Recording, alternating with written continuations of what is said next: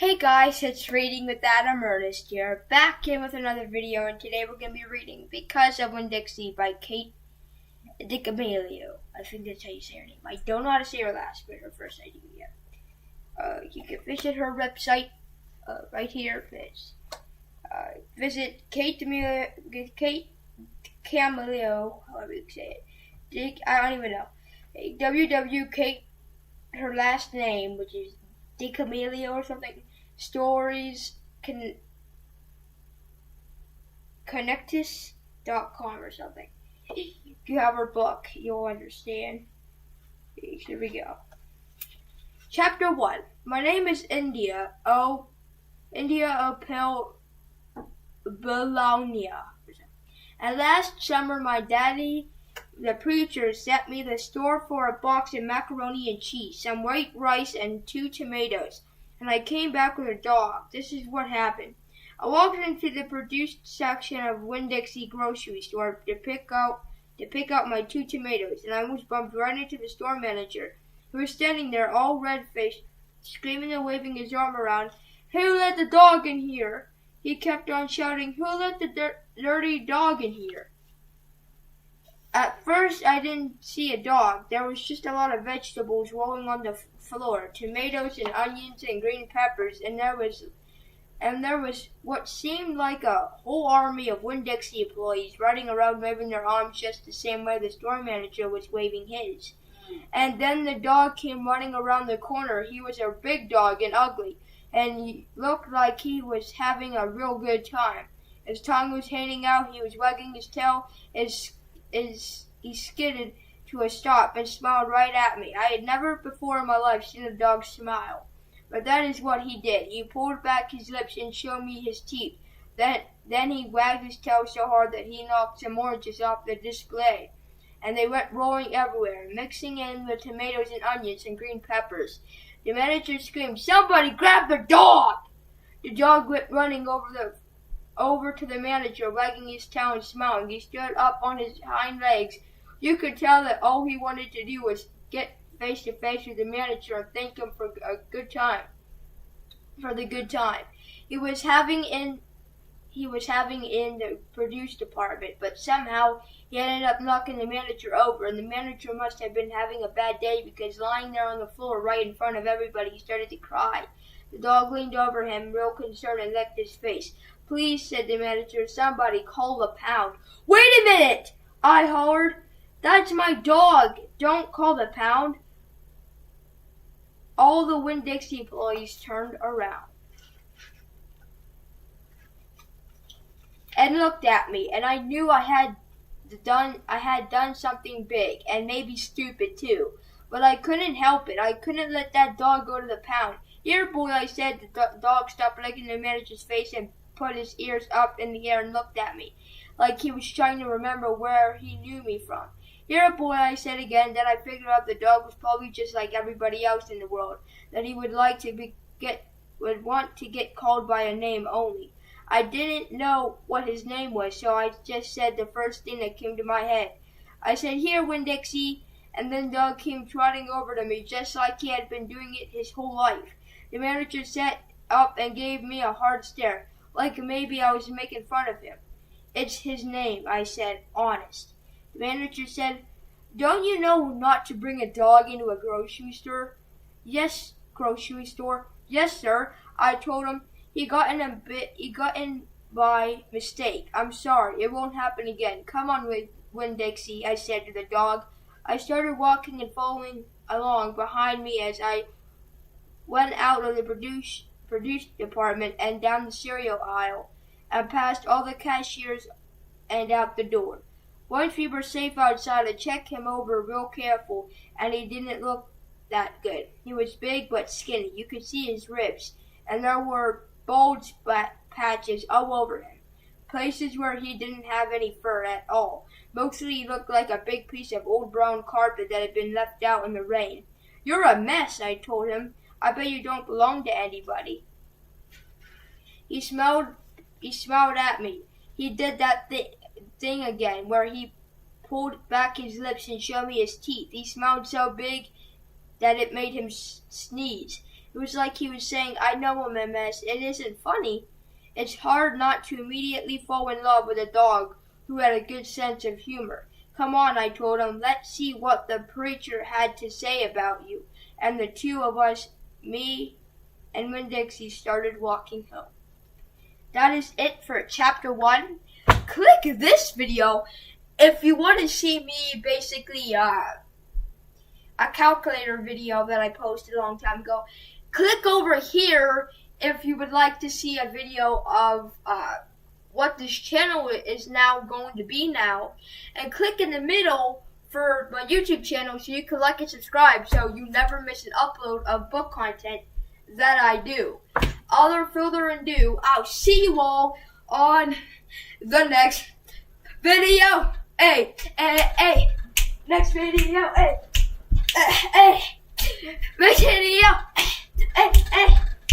Next video. The next video. Come on, go. Hey, go. Hey, go. Hey. Enough to go.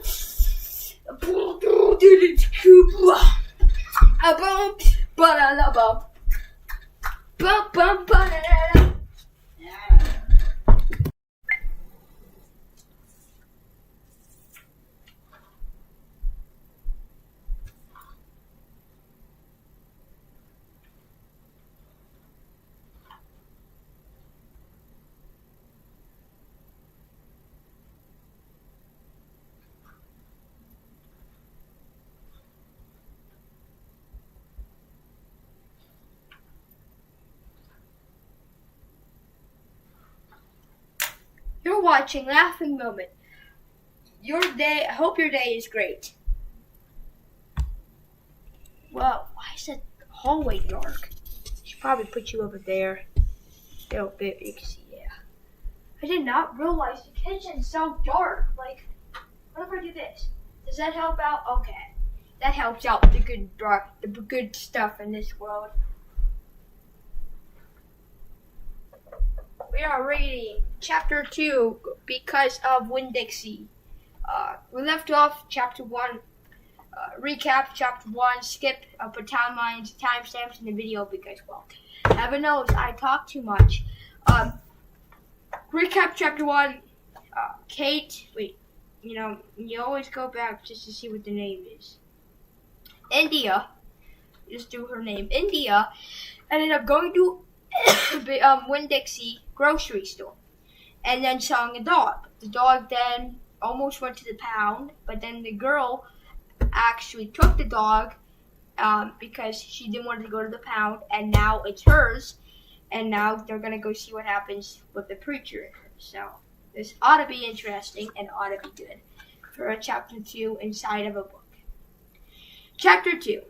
That summer, I found Winn-Dixie was also the summer me and the preacher moved to Naomi, Florida, so he could be the new preacher at the Open Arms Baptist Church of Naomi or something. I don't know.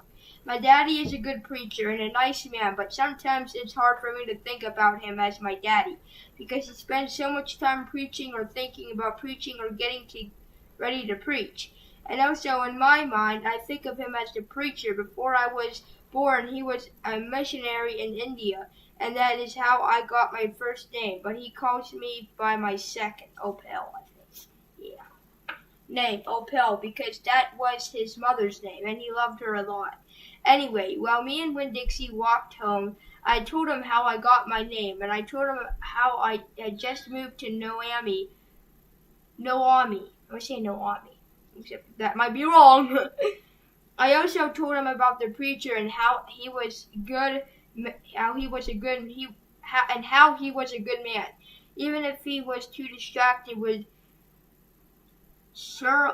ceremonies and prayers and suffering people to go grocery shopping.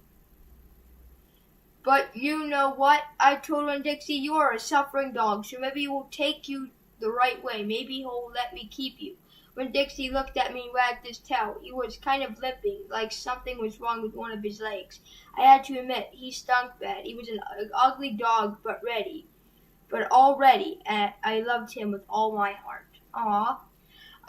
When he got to the Friendly Corners trailer park, I told Winn-Dixie that he had to behave right and be quiet because this was an all-adult trailer park, and the only reason I got to live in it was because the preacher was a preacher, and I was a good, quiet kid.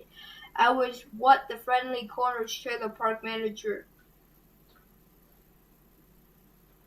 Mr.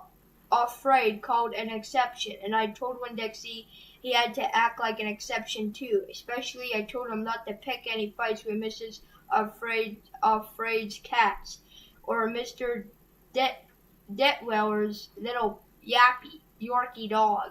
Samuel Winn-Dixie looked up at me while I was telling him everything, and I swear he understood. Sit, I told him when he got to my trailer. He sat right down. He had good manners. Stay here, I told him. I'll be right back. The preacher was sitting in the living room. Not in his, because, it is his, so you can't say it. Working at the little fold-out table, he had papers spread all around him, and he was rubbing his nose, which always means he is thinking hard. Daddy, I said. Mm-hmm.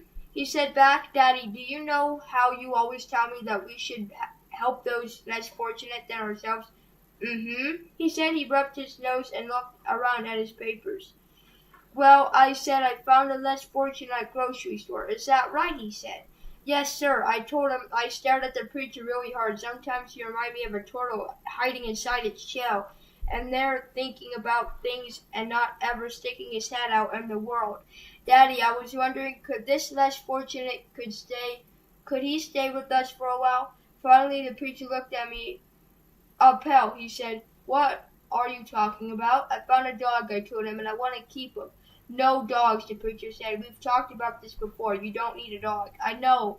I said, I know I don't need a dog, but this dog needs me. Look, I said, I went to the trailer door and I hollered, Winn-Dixie. Winn-Dixie's ears shot up in the air and he grinned and sneezed.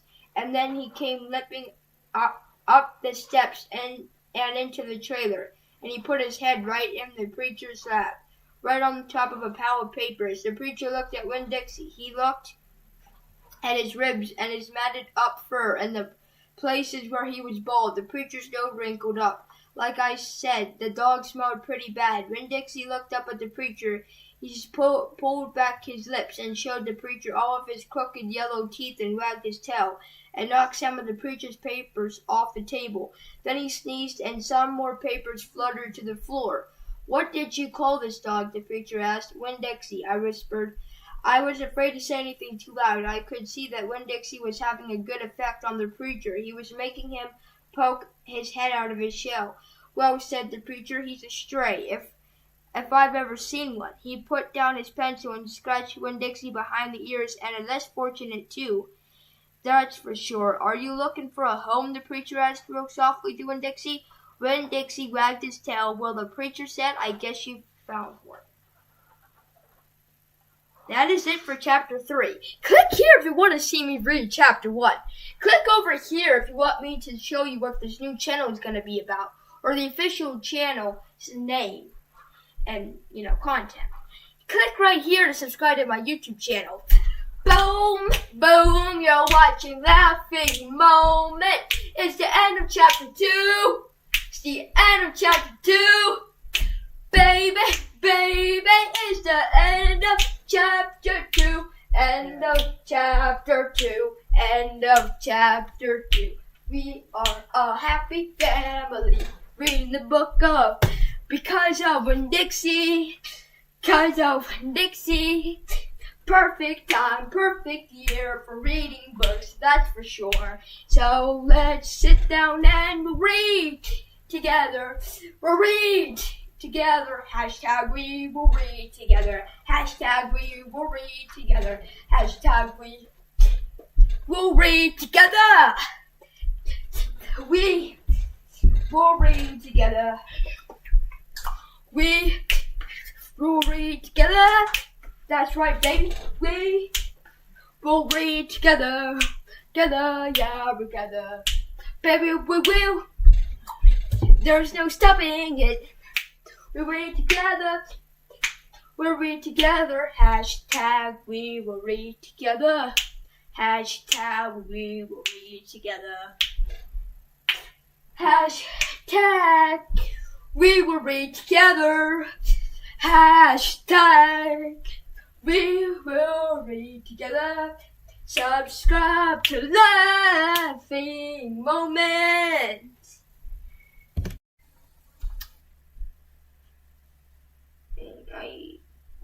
We are on chapter 3 of Because of Winn, Dixie. Sit back, relax, get yourself your books and everything, and yeah, we'll get right to it. Making a song on my other YouTube channel, Top Lazy. So go subscribe to Top Lazy, TOPBLAZEZ.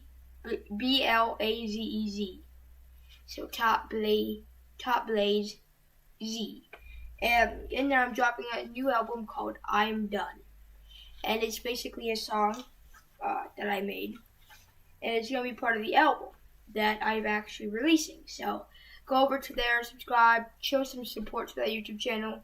Half my viewers are probably just me clicking on my videos watching. So if you guys actually sit down and take some time out of your day to actually sit back and listen to some boy read a book, then I mean, that's fabulous, because that's what we do. Next book we are going to be reading is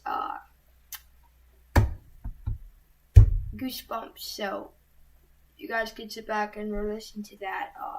If you have any book suggestions, I guess leave down in the comments. The comments are enabled.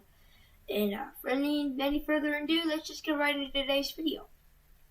Chapter 3. I started in on Winn Dixie right away, trying to clean him up first. Try to clean him up first. I gave him a bath. I used a garden hose and some baby shampoo. He stood still for it, but I could tell that he didn't like it. He looked insulted, and the whole time he didn't show me his teeth or wagged his tail once. After he was all washed and dried, I brushed him good. I used my own hairbrush and worked real hard at the knots and patches of fur stuck together. He didn't mind being brushed. He wiggled his tail back and forth like it felt pretty good. The whole time I was working on him, I was talking to him, and he listened. I told him how we were alike. See, I said, you don't have any family, and neither do I. I got the preacher, of course, but I don't have a mama. I mean, I have one, but I don't know where she is. She left when I was 3 years old. I could hardly remember her, and I bet you don't remember your mama much either. So we're almost like orphans. Winn Dixie looked straight at me when I said to him, like he was feeling relieved to finally have somebody understand his situation. I nodded my head at him and went on talking. I don't even have any friends because I had to leave them all behind. When we moved here from Whatley's up in North Florida. Have you ever been in North Florida? Winn Dixie looked down at the ground like was trying to remember if he had. Such a sweet dog. You know what, I said? Ever since we moved here, I've been thinking about my mama extra hard, more than I ever did when I was in Whatley? I don't know how you pronounce that. Winn Dixie twitched his ears and raised his eyebrows. I think the preacher thinks about Mama all the time, too. He's still in love with her. I know that because I heard the ladies all in church in Valley talk about him. They said he's still hoping she'll come back, but he doesn't tell me that. He won't talk to me about her at all. I want to know more about her, but I'm afraid to ask the preacher. I'm afraid he'll get mad at me. Winn Dixie looked at me hard like he was trying to say something. What? I said. He stared at me. You think I should make the preacher tell me about her? Winn Dixie looked at me so hard he sneezed. I'll think about it, I said. When I was done working on him, Winn Dixie looked a whole lot better. He still had bald spots, but the fur that did have cleaned up nice. It was all shiny and soft. You could still see his ribs, but I intended to feed him good, and that would take care of that. I don't do anything about his crooked yellow teeth because he got into a sneezing fit every time I started brushing them with my toothbrush, and finally I had to give up. But for the most part, he looked a whole lot better, and so I took him into the trailer and showed him to the preacher. "Daddy," I said. He said. He was working on a sermon and kind of muttering to himself. "Daddy, I wanted to show you the new Winn dixie." The preacher put down his pencil and rubbed his nose, and finally he looked up. "Well," he said, smiling real big at Winn Dixie.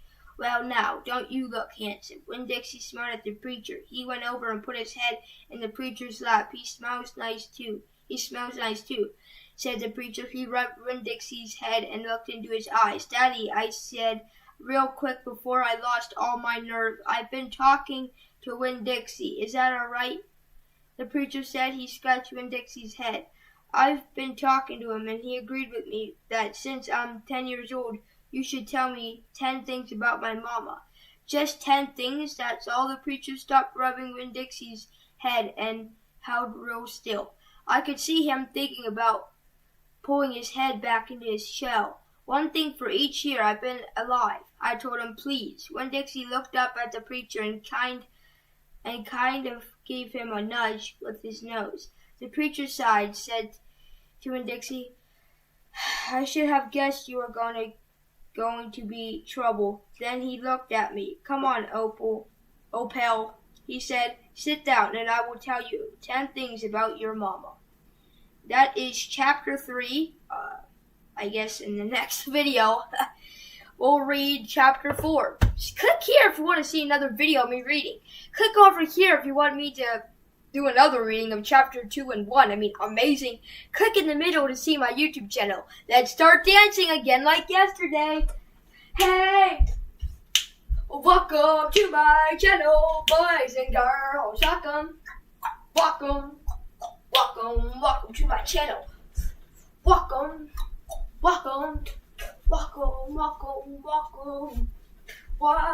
into my channel. Welcome to my channel. Sit back and watch me sing. I know you probably don't like books.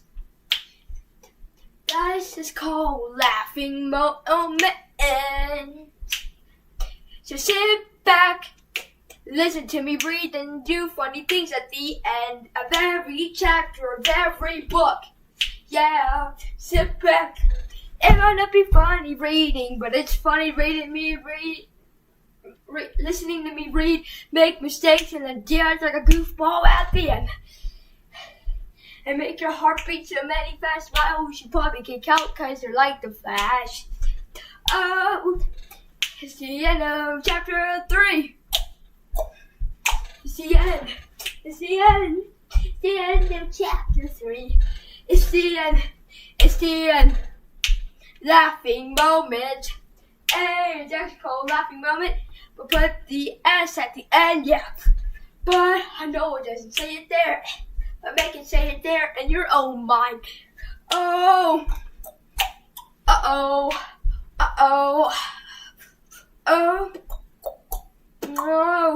Say it in your mind, yeah. Say it in your mind. Say it in your mind. Yeah.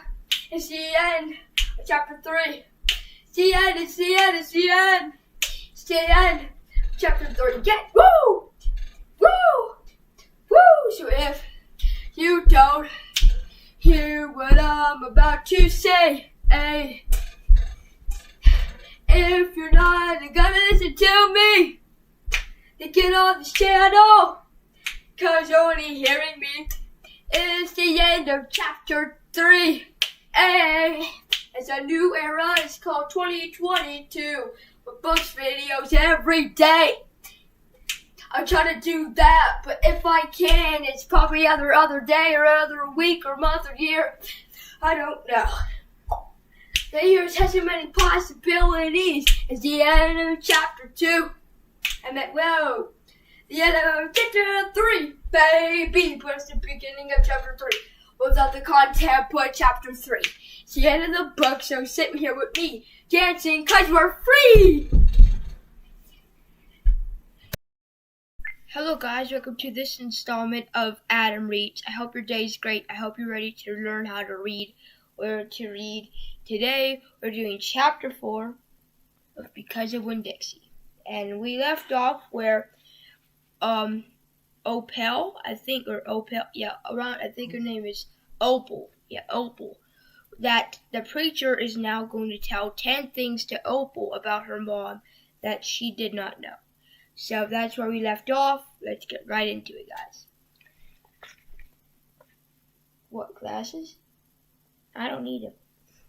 Once, said the preacher, we were sitting on the couch and Winn Dixie was sitting between us. Winn Dixie had already decided that he liked the couch a lot,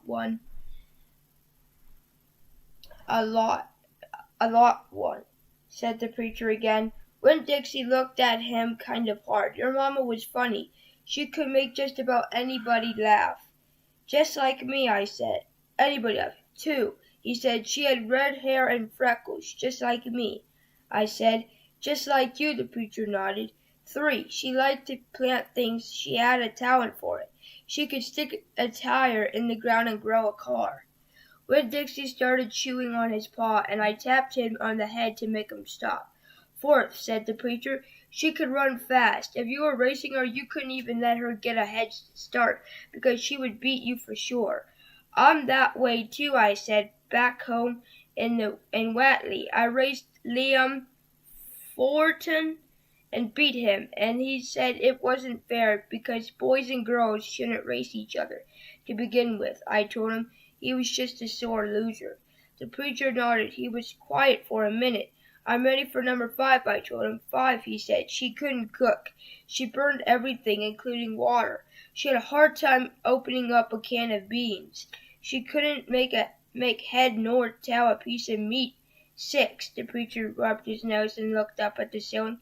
Winn Dixie looked up too. Number 6 is that your mama loved a story. She would sit and listen to stories all day long.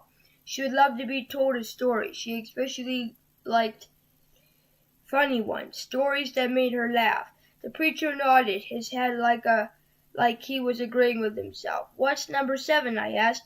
Let's see, he said. She knew all of the constellations. Every planet in the nighttime sky. Every last one of them. She could name them and point them out, and she never got tired of looking up at them. Number 8, said the preacher with his eyes closed. What was that she hated being a preacher's wife, she said. She just couldn't stand having all the ladies at church judge what she was wearing and what she was cooking and how she was singing. She said it made her feel like a bug under a microscope. Winn Dixie lay down on the couch. He put his nose in the preacher's lap and his tail in mine. 10, said the preacher. 9, I told him. 9, said the preacher. She drank beer and whiskey and wine. Sometimes she couldn't stop drinking, and that made me and your mama fight a bit. Number 10, he said with a long sigh. Number 10 is that your mom loved you. She loved you very much. But she left me, I told him. She left us, said the preacher softly. I could see him pulling his old turtle head into his stupid turtle shell.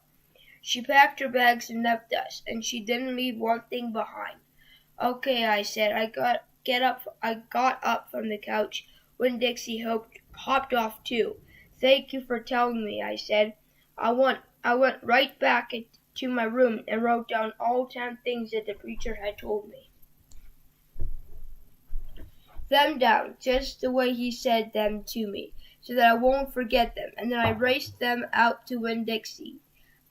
I read them out loud to Winn Dixie until I had them memorized. I wanted to know those 10 things inside and out. The way if my mama ever came back, I could recognize her, and I wouldn't be able to grab her and hold her on to her tight. and not let her get away from me again. That was chapter 4 of Because of Winn-Dixie. Oh wow, that was only 4 minutes. So in the morning if I read, I won't go crazy like I do, but I will do this. Let's read! Okay, so if you hear noise in the background, that's my mom listening to TikTok, and that's my family talking about tomorrow for school and shoveling the snow. So we left off on chapter 4, and now we are on our merry way to chapter 5, and we have, this is the longest chapter we've got, so let's just go right now. Chapter 5. Winn-Dixie couldn't stand to be left alone. We found that out real quick. If me and the preacher went off and left him behind in the trailer, he pulled all the cushions off the couch and all the toilet paper off the wall. So we started trying him up outside with a rope when we left. That wouldn't work either. Winn-Dixie howled until Samuel missed. The Wet-Wowler's dog started howling too. It was exactly the kind of noise that people in an all-adult trailer park do not like to hear. It just doesn't want to be left alone. I told the preacher, that's all, let's take him with us. I could understand the way Winn-Dixie felt getting left behind. Probably made his heart feel empty. But after a while, the preacher gave in, and everywhere we went, we took Winn-Dixie, even to church. The Open Arms Baptist Church of Noami isn't a regular-looking church. The building used to be a Picket Quick store. And when we walk in the front door, the first thing you see is the Picket Quick motto. It's written on the floor in little tiny red tiles that make great big letters that say, pick, pick, pick, quick, quick, quick. The preacher tried painting over the towels, but the letters won't stay covered up, and so the preacher has just given up and let them be. The other thing about the Open Arms that is different from other churches is that aren't any pews. People bring in their own fold-up chairs and long chairs, and so sometimes it looks more like the congregation is watching a parade or sitting at a barbecue instead of being at church. It's kind of strange. It's kind of a strange church, and I thought Winn-Dixie would fit right in. But the first time we brought Winn-Dixie to the Open Arms, the preacher tied him outside the front door. Why did we bring him all the way here just to tie him up? I asked the preacher. Because dogs don't belong in church, Opal. The preacher said that's why. He said Winn-Dixie up to a tree. He tied Winn-Dixie up to a tree and said how there was lots of shade for him and that it ought to work out real good. Well, it didn't. The service started and there was some singing and some cheering and some praying. And the preacher started then the preacher started preaching, and he wasn't but 2 or 3 words into his ceremony when there was a terrible howl coming from outside. The preacher tried to ignore it. Today, he said, "Ow!" said Winn-Dixie. "Please," said the preacher. "Ow!" said Winn-Dixie back. "Friends," said the preacher. "Rap!" wailed Winn-Dixie. Everyone turned in their lawn chairs and folded up chairs and looked at one another. "Opal," said the preacher. "Ow!" said Winn-Dixie. "Yes, sir," I said. "Go get the dog," he yelled. "Yes, sir," I yelled back. I went outside and untied Winn-Dixie and brought him outside, and he sat down beside me and smelled up at the preacher, and the preacher couldn't help it. He smelled back. Winn-Dixie had that effect on him. And so the preacher started in preaching again. Winn-Dixie sat there listening to it, wiggling his ears this way and that, trying to catch all the words, and everything would have been all right except that a mouse ran across the floor. The Open Arms had mice. There were there from it when it was a Picket Quicks, and there were lots of good things to eat in the building.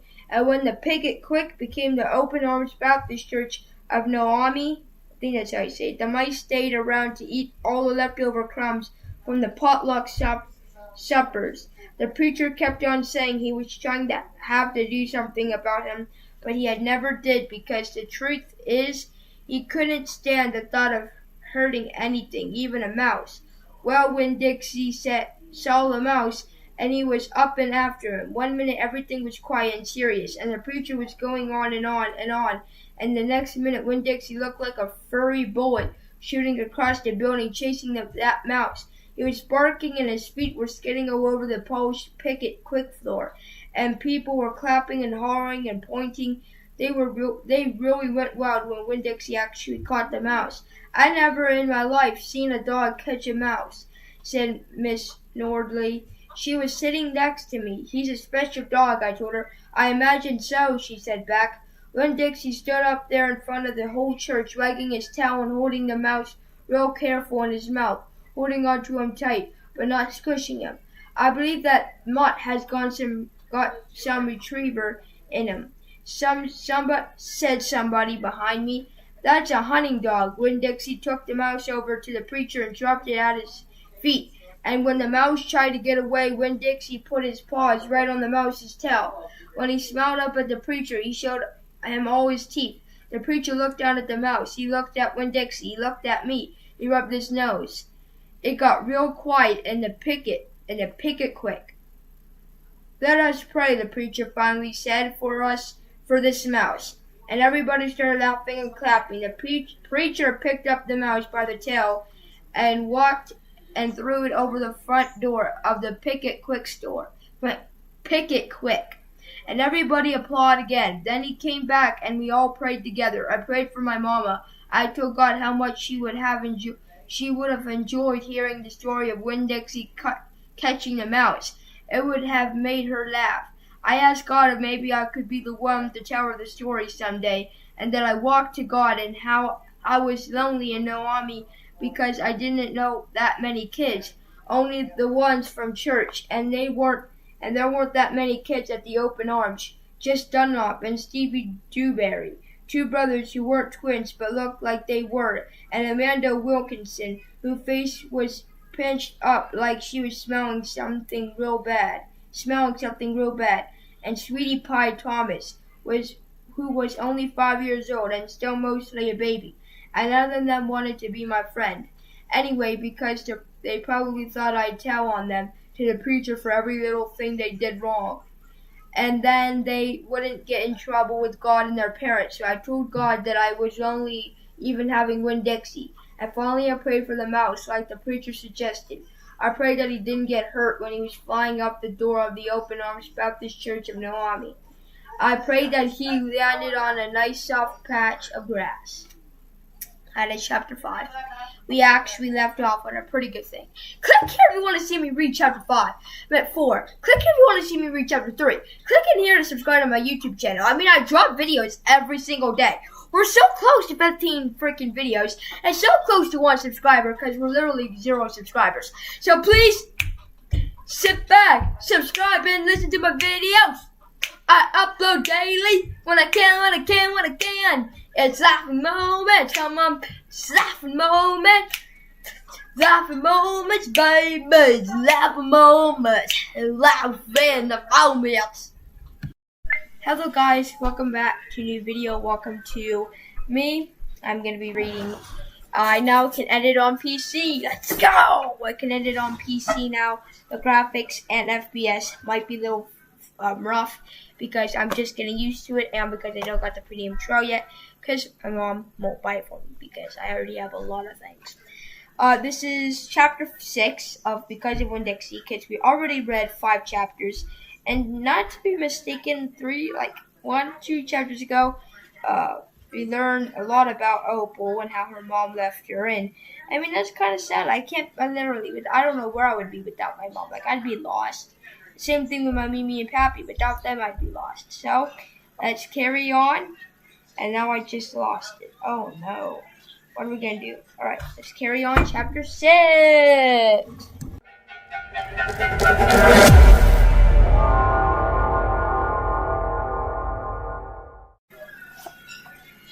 Chapter 6. Okay, let's see how much pages this is first. Oh, wow. Okay. Chapter 6. I spent a lot of time that summer at the Herman W. Block Memorial Library. The Herman Herman W. Block Memorial Library sounds like it would be a big fancy place, but it's not. It's just a little old house filled with books, and Miss Fanny Block is in charge of them all. She's a very small, very old woman with short gray hair, and she was the first friend I made in New Army.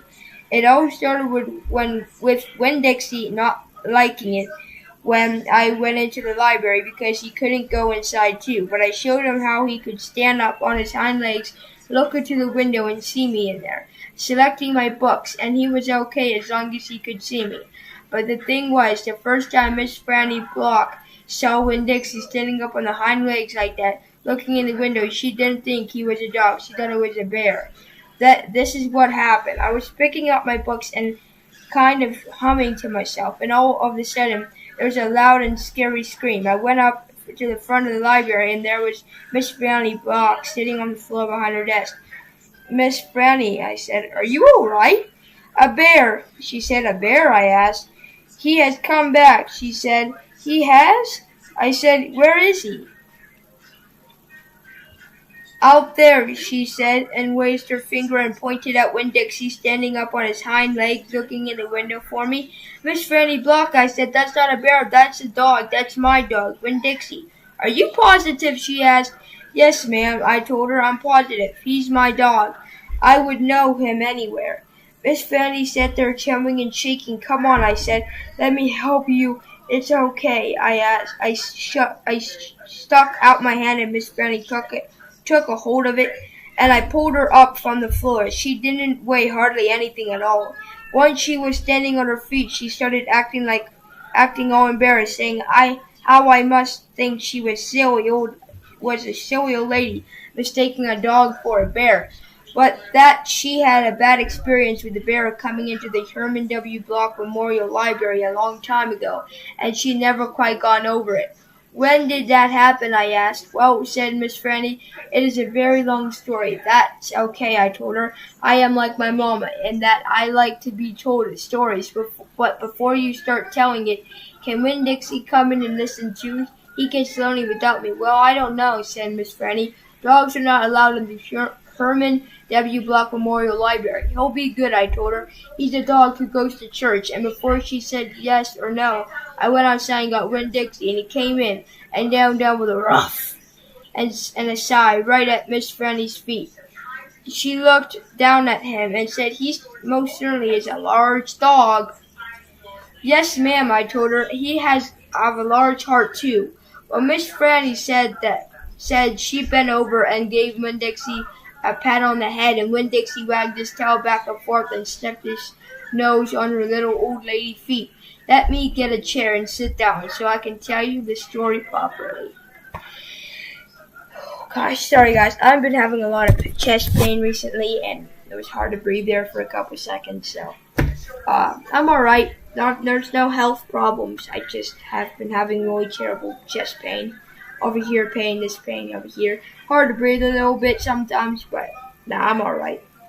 Because, my family always says I should go to the doctor again, but I always say no. So we are going to leave off on chapter 7 for today. Maybe I might do a video tonight and read a couple chapters.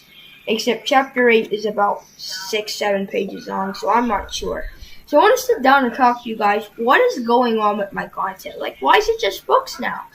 Because I've been watching a YouTuber, Connie Reads. Well, that's what her videos has, called Connie Reads.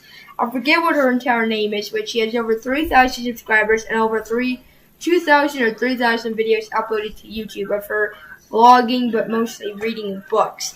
And she inspired me to make a channel based on reading books. And so this channel got its name by her. So thanks to you, Connie Reads, for inspiring me to read books on my YouTube channel. I've been doing a lot better with my stuttering, like making mistakes on my words. Now I am going to read the back, so yeah. Making friends in a new town is never easy, but when Opal adopts a stray dog she names after the grocery store when she found him, she learns that friendship and forgiveness can sneak up on you like a sudden storm. Because of Winn Dixie. So, I should have read that. I should have actually read that at the beginning of chapter 1, as that was like 2 days ago, but still there's over 27 chapters. So yeah, guys, click here if you want to see me read again. Click over here if you want to see me read again. Click in the middle to subscribe.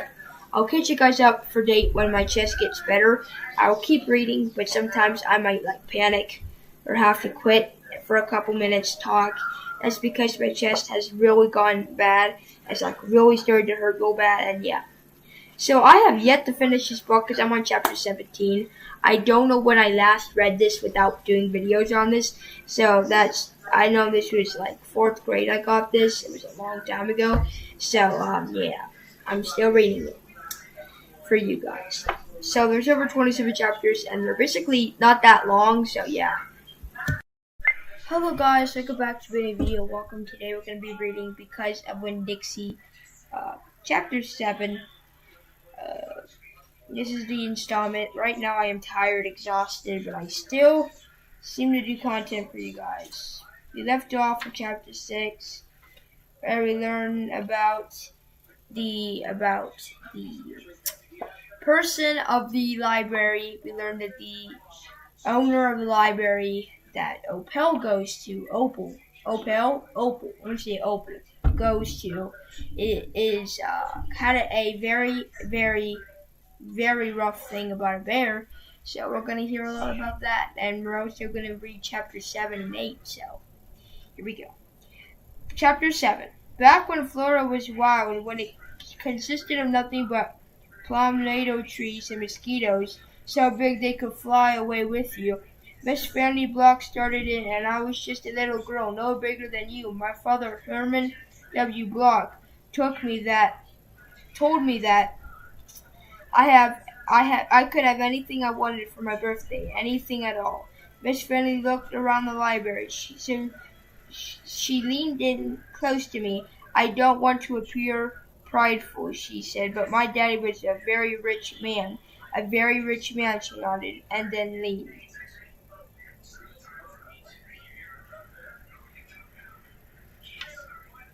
I lost my place.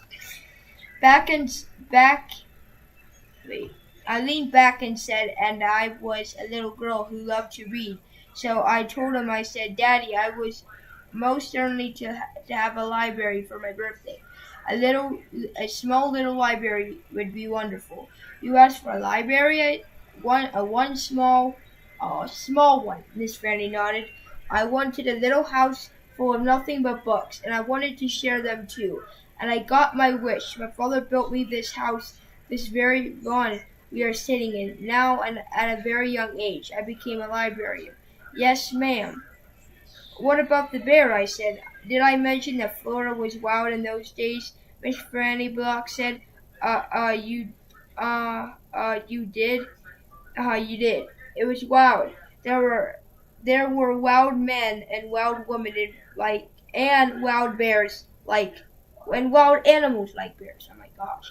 Yes, ma'am, that's right. Now I have to tell you, I was a little Miss Know-it-all. I was pretty smarty pants with my library full of books. Oh yes, ma'am, I thought. I knew the answers to everything. Well, one hot Thursday, I was sitting in my library with all the doors and windows open and my nose stuck in a book, when a shadow crossed the desk, and without looking up, yes, ma'am, without even looking up, I said, is there a book I can help you find? Well, there was no answer, and I thought it might have been a wild man or wild woman scared of these books and afraid to speak up. But then I became aware of a very particular smell, a very strong smell. I raised my eyes slowly, and standing right in front of me was a bear. Yes, ma'am, a very large bear. How big? I asked.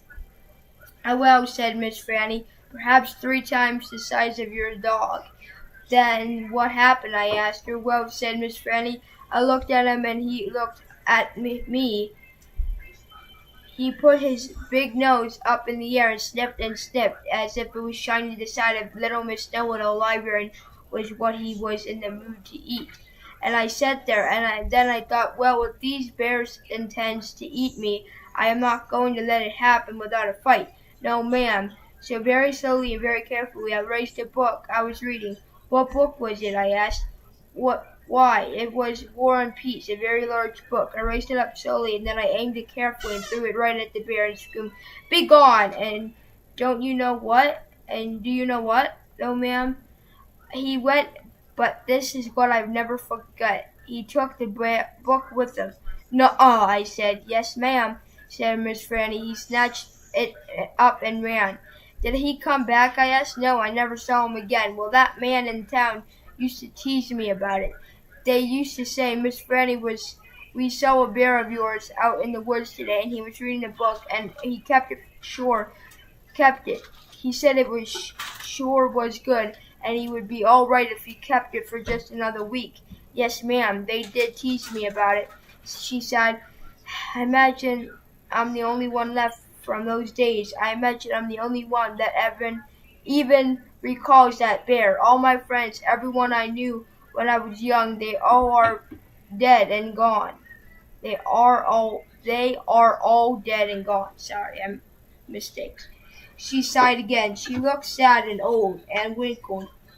It was it was the same way I felt sometimes being friendless in a new town and not having a mama to comfort me. I sighed too. Winn-Dixie raised his head off of his paws and looked back and forth between me and Miss Franny.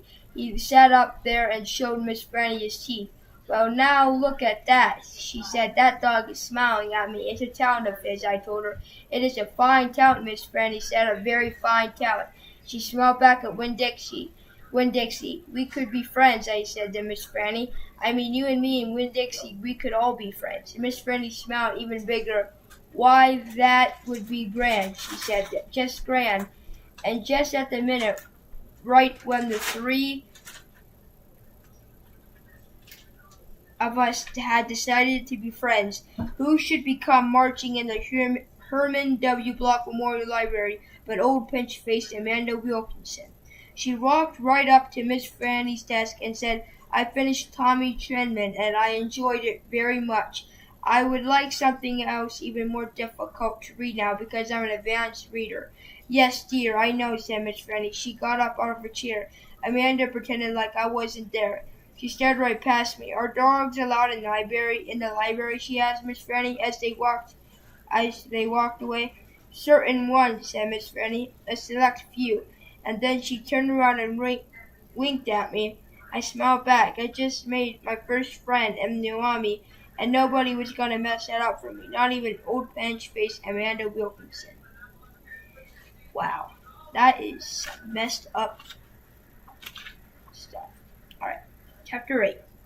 Winn-Dixie's bald spots started growing fur, and the fur that he had to begin with started looking shiny and healthy, and he didn't limp anymore. You could tell that he was proud of looking so good, proud of not looking like a stray. I thought what he needed most was a collar and a leash, so I went into Groot's Pets, where there were fish and snakes and mice and lizards and gerbils and pet supplies, and I found a real handsome red leather collar with a matching leash.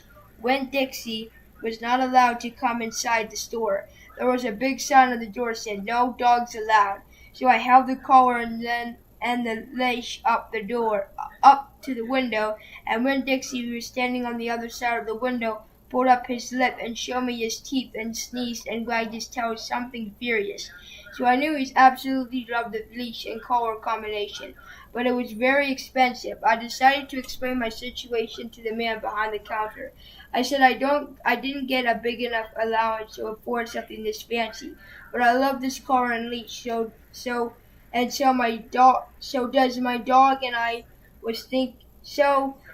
my dog, and I was thinking that maybe you could set me up on an installment plan. "Installment plan?" said the man. "Gertrude!" someone screamed in really irritating voice. I looked around. It was a parrot. She was sitting on top of the fish tanks, looking right at me. "An installment plan," I said, ignoring the parrot. You know where I promised to give you my allowance every week, and you give me the leash and the collar now?" "I don't think I can do that," said the man. He shook his head. No, the owner. She wouldn't like that. He looked down at the counter. He wouldn't look at me. He had thick black hair. It was slicked back like Elvis Presley's. He had on a name tag that said Otis. Or I could work for you, I said. I could come and sweep the floors and dust the shelves and take out the trash. I could do that. I looked around Gertrude's Pets. There was sand and sunflower seed shells and dust and big dust bunnies all over the floor. I could tell that it needed to be swept. Said Otis. He looked down at the counter some more. Gertrude, the parrot screamed again. I'm real trustworthy, I said. I'm in a new town, but my daddy is a preacher. He's the preacher at the Open Arms Baptist Church of Noami, so I'm real honest. But the only thing is, when Dixie, my dog, he would have to come inside with me because if we got separated for too long, he starts to howl something terrible. Gertrude doesn't like dogs, said Otis. Gertrude doesn't like dogs, said Otis. Oh wait, that's the one guy. Gertrude doesn't like dogs, said Otis. Is this the owner, I asked. Yes, no. He finally looked up. He pointed at the fish tank. That Gertrude, the parrot named her after the owner. Gertrude's a pretty bird, screamed Gertrude. She might like Winn-Dixie, I told Otis. Almost everybody does. Maybe he could come inside and meet her. And if the two of them get along, that could have a job. Maybe, Otis mumbled. He looked down at the counters again, so I went and opened the door, and Winn-Dixie nodded on the inside of the store. Dog! Screamed Gertrude. I know it, Otis told her. And then Gertrude got real quiet. She sat on the top of the fish tank and cocked her head from one side to another, looking at Winn-Dixie, and Winn-Dixie stood and stared back at her. He didn't hardly move. He didn't wag his tail. He didn't smile. He didn't sneeze. He just stared at Gertrude, and she stared at him, and then she spread her wings out real far and flew and landed on top of Winn-Dixie's head. Dog, she croaked. Winn-Dixie wagged his tail just a little tiny bit, and Otis said, You can start on Monday. Thank you, I told him. You won't be sorry. On the way out of Gertrude's Pets, I said to Winn-Dixie, You are better at making friends than anybody I ever known. I bet if my mama knew you, she would think you were the best dog ever. Winn-Dixie was smiling up at me, and I was smiling down at him, and so neither of us was looking when we were going, and we were almost bumped right into Sweetie Pie Thomas. She was standing there sucking on her knuckle of her third finger, staring in the windows at Gertrude's Pet. She took her finger out of her mouth and looked at me. Her eyes were all big and round. Was that a bird sitting on that dog's head? She asked. She had her hair tied up in a ponytail with a pink ribbon. But it wasn't much of a ponytail. It was mostly ribbon and a few strands of hair. Yes, I told her. I seen it, she said. She nodded her head and put her knuckle back in her mouth. Then she took it out again real quick. I seen that dog in church, too. He was catching a mouse. I want a dog just like it. But my mama won't let me get no dog. She says if I'm real good, I might get to buy me a goldfish or one of those gerbils. That's what she says. Can I pet your dog? Sure, I told her. Sweetie Pie stroked Winn-Dixie's head so long and serious that his eyes dropped half closed and drool came out of the side of his mouth. I'm going to be 6 years old in September. I gotta stop sucking on my knuckle once I'm 6, said Sweetie Pie. I'm having a party. Do you want to come to my party? The theme is pink. Sure, I told her. Can this dog come? She asked. You bet, I told her. And all of a sudden I felt happy. I had a dog, I had a job, I had Miss Friendly Block for a friend, and I had my first invitation to a party in Noami. It didn't matter that it came from a 5-year-old, and the party was until September. I didn't feel so lonely anymore. That's the end of chapter. What chapter did we? Oh my gosh, we read chapter. So I think that was 7 and 8. I'm pretty sure that was 7 and 8. We just read chapter 7, We read chapter 8. Jeez, that was long too. So I think the upcoming chapters are the longest ones. Yeah, to be honest, they are pretty long. So if you liked today's video, please give it a thumbs up. See you next time. Peace out. Click here to see another video. Click here if you want to see another video. Click in the middle to subscribe to my YouTube channel. And I'll see you on the next one. I need a break. Welcome back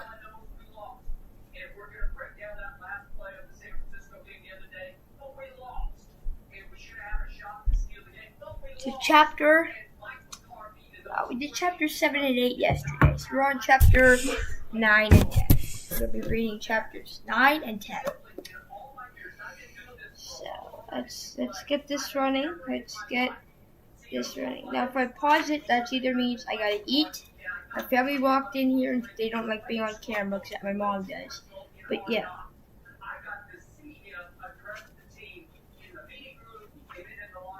Chapter 9. How long is this to begin with?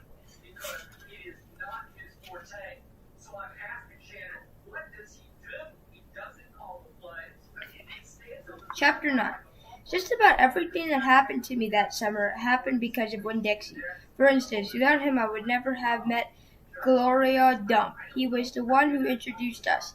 What happened was this. I was riding my bike home from Gertrude's Pets, and Winn Dixie was running along beside me. We went past Dunlop and Stevie Berry's house, Dewberry's house. And when Dunlop and Stevie saw me, they got on their bikes and started following me. They wouldn't ride with me. They just rode behind me and whispered things that I couldn't hear. Neither of them had any hair on his head, because their mamas shaved their heads every week during the summer because of the one time Dunlop got fleas in his hair from their cat Sadie. And now they looked like two identical bald-headed babies. Even though they weren't twins, Dunlop was 10 years old like me and Stevie was 9 and tall for his age. I can hear you, I hollered back at them.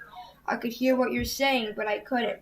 Winn Dixie started to race way ahead of me. You better watch out, Dunlap hollered. That dog is headed right for the witch's house. Winn Dixie, I called, but he kept on going faster and hopped a gate and went into the most overgrown jungle of the yard that I have ever seen. You better go get your dog out of there, Dunlap said. The witch will eat that dog, Stevie said. Shut up, I told them.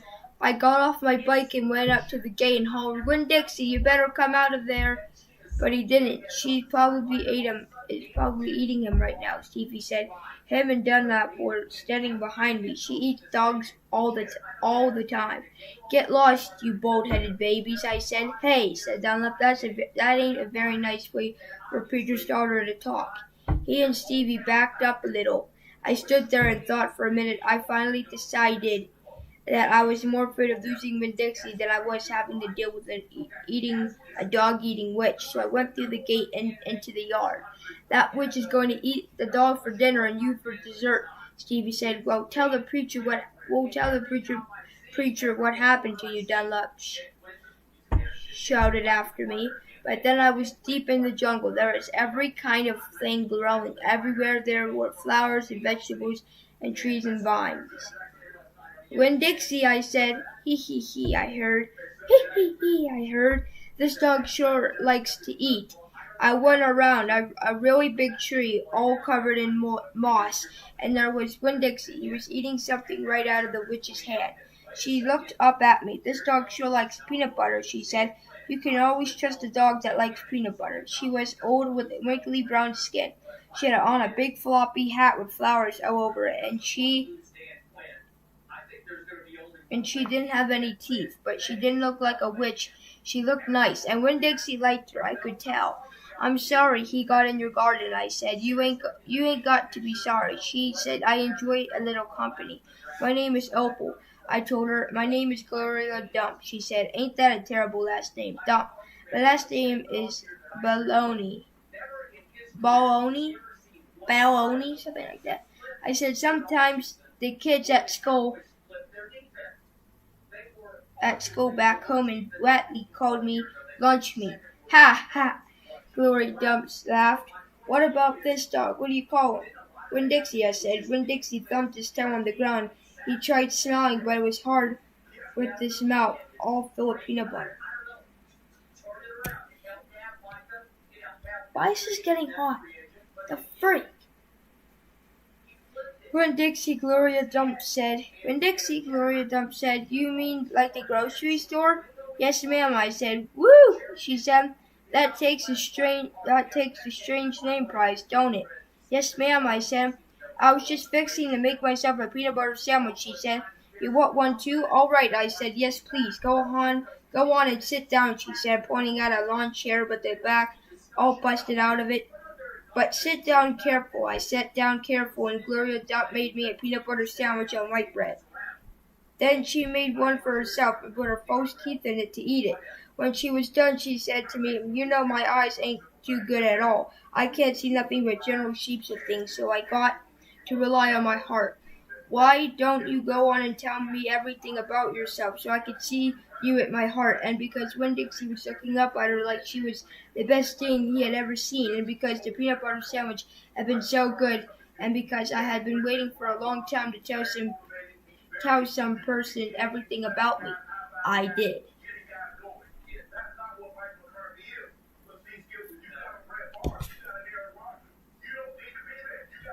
I feel like this thing is hot because of the goddamn freaking cord. And it's always like making weird noises. Scaring the shit out of me. Sorry, didn't mean to curse.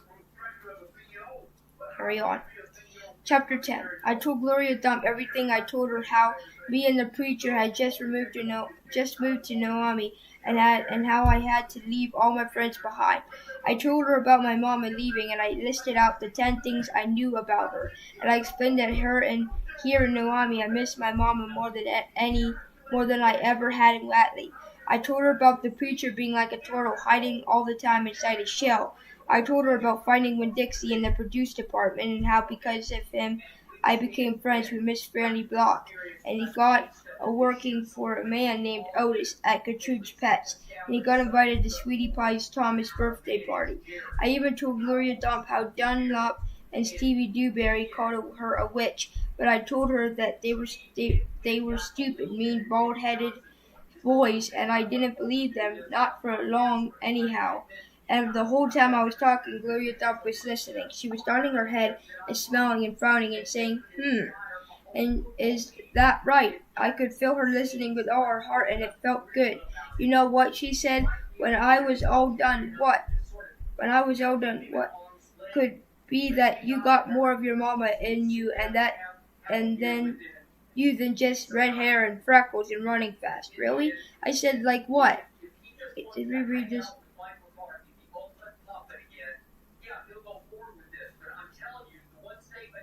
Like maybe you got her green thumb. The two of us could plant something and see how it grows. Test your thumb out. Okay, I said. When Gloria Dump picked for me to grow was a tree, or she said it was a tree to me. It looked more like a plant. She had me dug up a hole for it and put it in the ground and passed the dirt around it tight, like it was a baby. And then I was tucking it into bed. What kind of tree is this? I asked Gloria Dump. It is a wait-and-see tree, she said. What's that mean? It means you go to wait for it to grow up before you know what it is. Can I come back and see you tomorrow? See it tomorrow? I asked. Child, she said, as long as this is my garden, you're welcome in it. But that tree ain't going to have changed much by tomorrow. But I want to see you too, I said. Said Gloria Dump. I ain't going nowhere. I'll be right here. I woke Winn Dixie up. Then he had peanut butter in his whiskers and kept yawning and stretching. He licked Gloria Dump's hand before we left, and I thanked her. That night when the preacher was tucking me into bed, I told him how I got a job at Gertrude's Scrooge's pets, and I told him all about making friends with Miss Brownie Block and getting invited to Sweetie Pie's party, and I told him about meeting Gloria Dump. Winn-Dixie laid on the floor waiting for the preacher to leave so he could hop up on the bed like he always did. When I was done talking, the preacher kissed me goodnight, and then he leaned over and gave Winn-Dixie a kiss too, right on the top of his head. "You go ahead and get up on there now," he said to Winn-Dixie. Winn-Dixie looked up at the preacher. He didn't smile at him, but he opened his teeth wide like he was laughing, like the preacher had just told him the funniest joke in the world, and that is what amazed me the most. The preacher laughed back. Winn-Dixie hopped up on the bed, and the preacher got him and turned out the light. I leaned over and kissed Winn-Dixie too, right on the nose, but he didn't notice. He was already asleep and snoring. That is it for chapters 9 and 10. We read chapters 7 and 8, so we read chapters today, 9 and 10. So,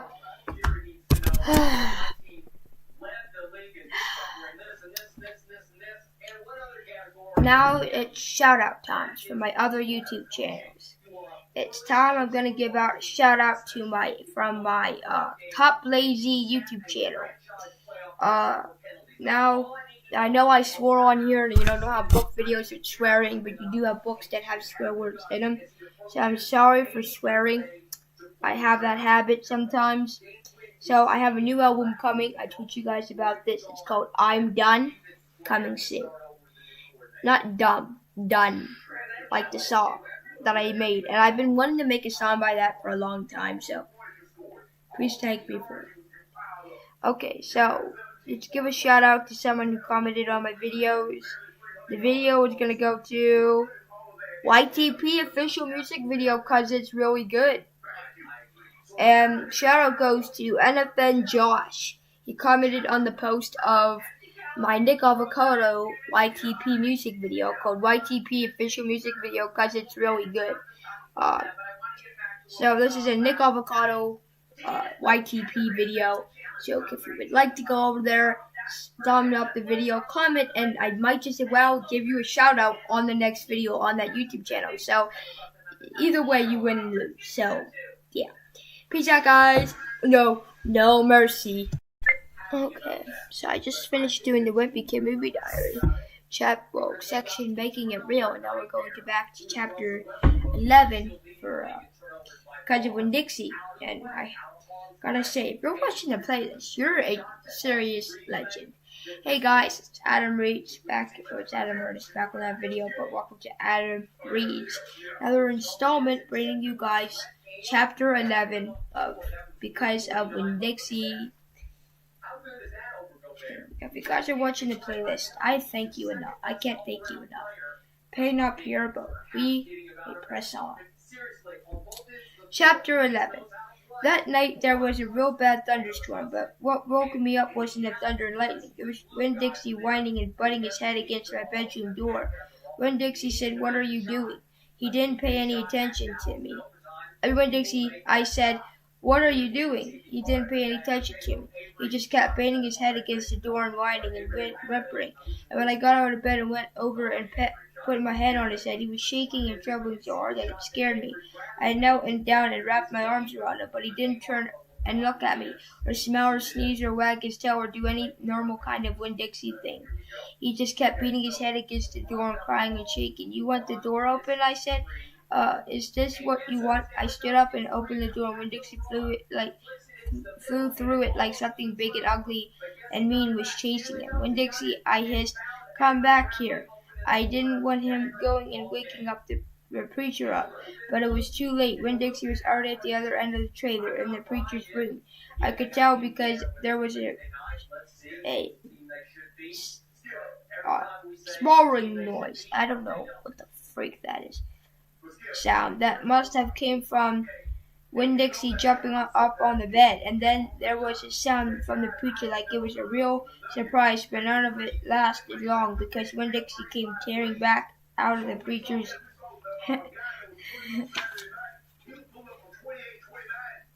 room, painting and running like crazy. I tried to grab him, but he was going too fast. "Oh, Pal," I said the preacher.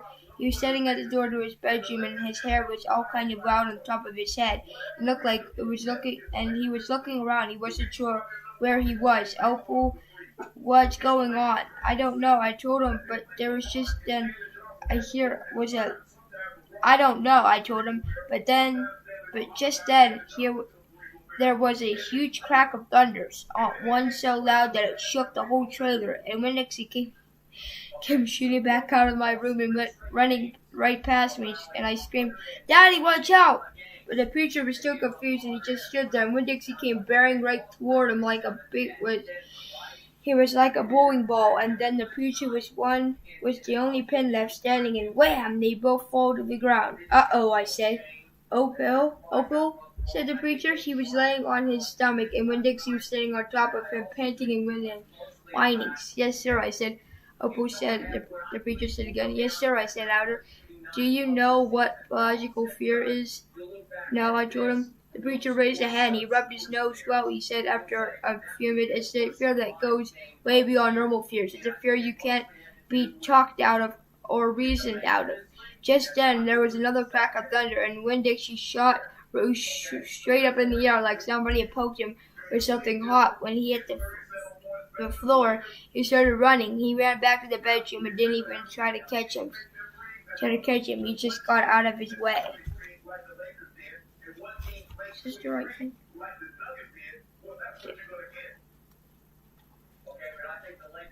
The preacher lay there on the ground, rubbing his nose. Finally, he sat up and said, "Opal, I believe Winn-Dixie has a biological fear of thunderstorms." And just when he finished his sentence, here came Winn-Dixie again, running to save his life.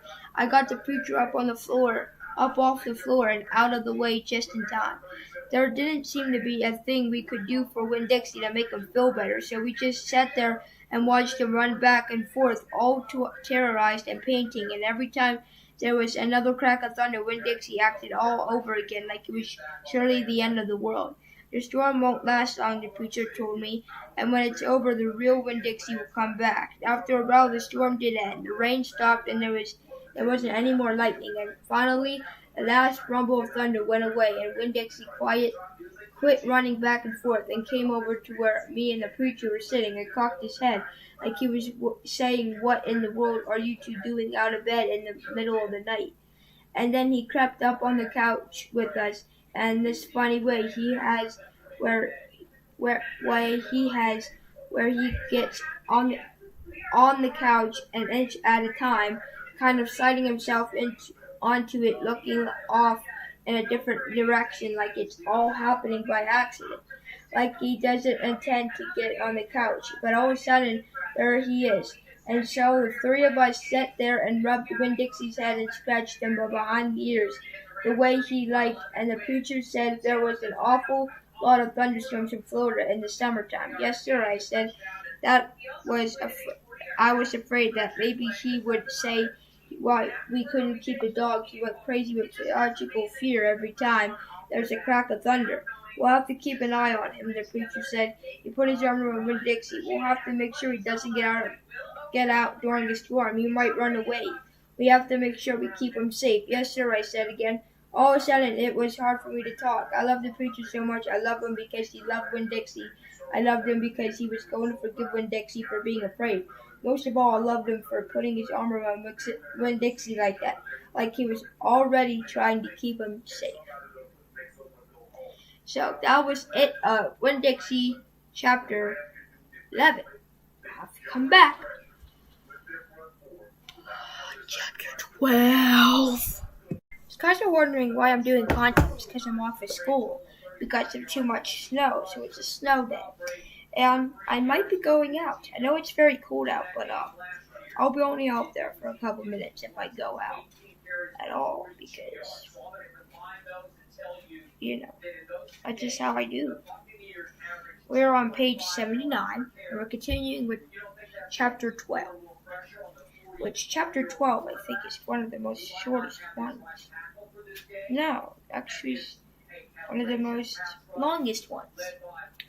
Chapter 12. Me and Winn-Dixie got to Gertrude's pet so early for the first day of work that the closed sign was still in the window, but when I pushed on the door it swung open, and so we went inside. I was about to call out to Otis that we were there, but when I heard music, it was the prettiest music I have ever heard in my life. I looked around to see where it was coming from, and that's when I noticed that all the animals were out of their cages. There were rabbits and hamsters and gerbils and mice and birds and lizards and snakes, and they were all just sitting there on the floor, like they had turned to the stone, and Otis was standing in the middle of them. He was playing a guitar, and he had on skinny, pointy-toed cowboy boots, and he was tapping them while he was playing the music. His eyes were closed, and he was smiling.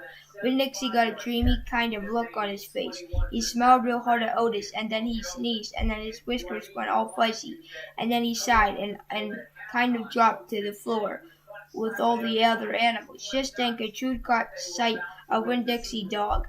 She croaked and flew over and landed on his head. Otis looked up at me. He stopped playing the guitar and the spell was broken. The rabbits started hopping, and the birds started flying, and the lizards started leaping, and the snakes started slithering, and Winn-Dixie started barking and chasing everything that was moving. And Otis shouted, "Help me!" For what seemed like a long time, me and Otis ran around trying to catch mice and gerbils and hamsters and snakes and lizards. We kept on bumping into each other and tripping over the animals, and Gertrude kept screaming, "Dog, dog." Every time I caught something, I put it back in the first cage I saw. I didn't care if it was the right cage or not. I just put it in and slammed the door. And the whole time I was chasing the things, I was thinking that Otis must be some kind of snake charmer, that the way he could play his guitar and make all the animals turn to stone. And then I thought, this is silly. I shouted over Winn-Dixie barking and Gertrude yelling. I said, "Play some more music, Otis." He looked at me for a minute, then he started playing his guitar, and in just a few seconds everything was quiet. Winn-Dixie was laying on the floor, blinking his eye and smiling to himself, and sneezing every time, and the mice... What the freak? Now, Cooper Cup had a big night, too. He caught 11 for 145, but Robert Woods 12 for 130. Obviously, he is gone, not forgotten, but he is also being replaced by Odell Beckham Jr., who did in Okay, I'm going to start again. He looked at me for a minute, then he started playing his guitar. In just a few seconds, everything was quiet. Winn-Dixie was laying on the floor, blinking his eyes and smiling to himself and sneezing. And then the mice and gerbils and rabbits and the lizards and the snakes that we hadn't caught yet got quiet and sat still and picked them up one by one and put them back in their cages. When I was all done, Otis stopped playing. He looked down at his boots. "I was just playing them some music. It makes them happy." "Yes, sir," I said. "Did they escape from their cages?" "No," Otis said. "I took them out. I feel sorry for them being locked up all the time. I knew that it's like being locked up." "You do?" I said. "I have been in jail," Otis said. He looked up at me real quick and then looked back down at his boots. "You have?" I said. "Never mind," said Otis. "Aren't you here to sweep the floor?" "Yes, sir," I told him. He walked over to the counter and started digging through a pile of things. And finally he came up with a broom. "Here," he said. "You should start sweeping." Only he must have had gotten confused. He was holding out his guitar to me instead of the broom. "With your guitar?" I asked. He blushed and handed me the broom, and I started to work. I am a good sweeper. I sweep the whole store and the dust in some of the shelves. The whole time I worked, Winn-Dixie followed. Ooh. Trouble in Paradise. Me and Gertrude followed him, flying behind him and sitting on his head, and he back in his back and croaking real quiet to herself, "Dog, dog." When I was done, Otis thanked me. I left Gertrude's pets thinking about how the preacher probably wouldn't like it very much that I was working for a criminal. Sweetie Pie Thomas was waiting for me right out front. I seen that," she said. She stood there and sucked on her knuckle and stared at me. "Seen what?" I said. "I seen all the animals out of their cages and keeping real still." Is that man magic?" she asked. Kind of, I told her. She hugged Winn-Dixie around the neck, just like the grocery store dog, right? Right, I said. I started walking and Sweetie Pie took her knuckle out of her mouth and put her hand in mine. Are you coming to the birthday party, she asked. I surely am. I told her that the theme is pink. She said, I know. I told her. I gotta go, she said all of a sudden. I gotta go home and tell my mama about what I seen. I live right down there in that yellow house. That's my mama on the porch. You see her? She's waving at you. I waved at the woman on the porch, and she waved back, and I watched Sweetie Pie run off and tell her mama about Otis being a magic man. It made me think about my mama and how I wanted to tell her the story about Otis charming all the animals. I was collecting stories for her. I would also tell her about Miss Franny and the bear, and took meeting Gloria Dump and believing for just a minute that she was a witch. I had a feeling that these were kind of stories my mama would like, the kind that would make her laugh out loud, the way the preacher said she liked to laugh. Like the way the preacher said she liked to laugh. I know I make mistakes, but that is the end of chapter 12. We have a couple more chapters. We got like 12, 13 more chapters. We have actually 27 in total, so we're almost there. We're on chapter 12. I'm going to try to finish this week. We are very close to the end of this book. We're a little close. We're not really that close, but we have enough where we can probably finish this. If I keep going with a lot of videos daily, and I think we might just finish this by the end of this week, even though it's already Tuesday, I think we might have a good chance of finishing this. I was off school yesterday because of Martin Luther King Jr. And yeah. So I hope you liked today's reading. If you did, please give it a thumbs up. I guess we could do one more shout out. I already have a lot of videos posted here. All these videos are me reading. This is my new intro for the videos that I edit on. And then I have like liked videos. I got the Adam Reads the Diary of a Wimpy Kid movie diary. Please go see that playlist. It's yet to be finished because we have a lot of sections to go. We have Adam Reads Because of Winn-Dixie. This is the most. We have 8 videos already posted. We have we got chapter 1, 2, 3, 4, 5, 6, 7, 8, 6, 7, and 8, and then 9 and 10. Wait. 6, and then this is 7 and 8, and then this is 9 and 10. Now what the fuck? He said fuck.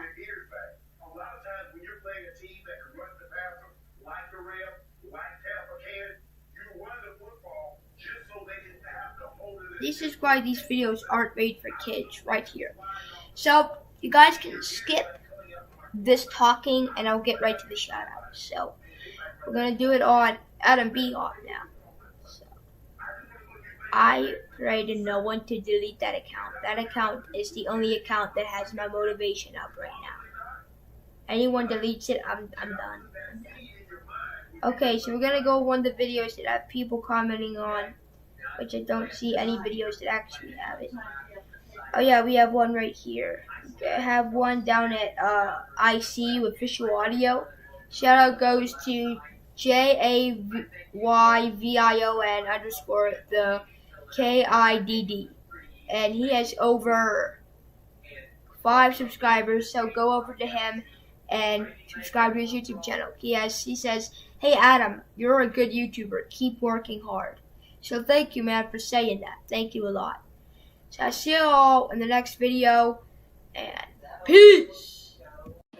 Hey guys, it's Adam. I actually have a little bellyache, but that's okay, guys, because I've been dealing with a lot of bellyaches that have been really bad. One on Tuesday almost made me throw up. I almost threw up. But I'm alright, because, they're just there for a couple seconds and they go away sometimes. But we are reading chapter 13, and I do not think we're going to finish this series by the end of this week. Okay.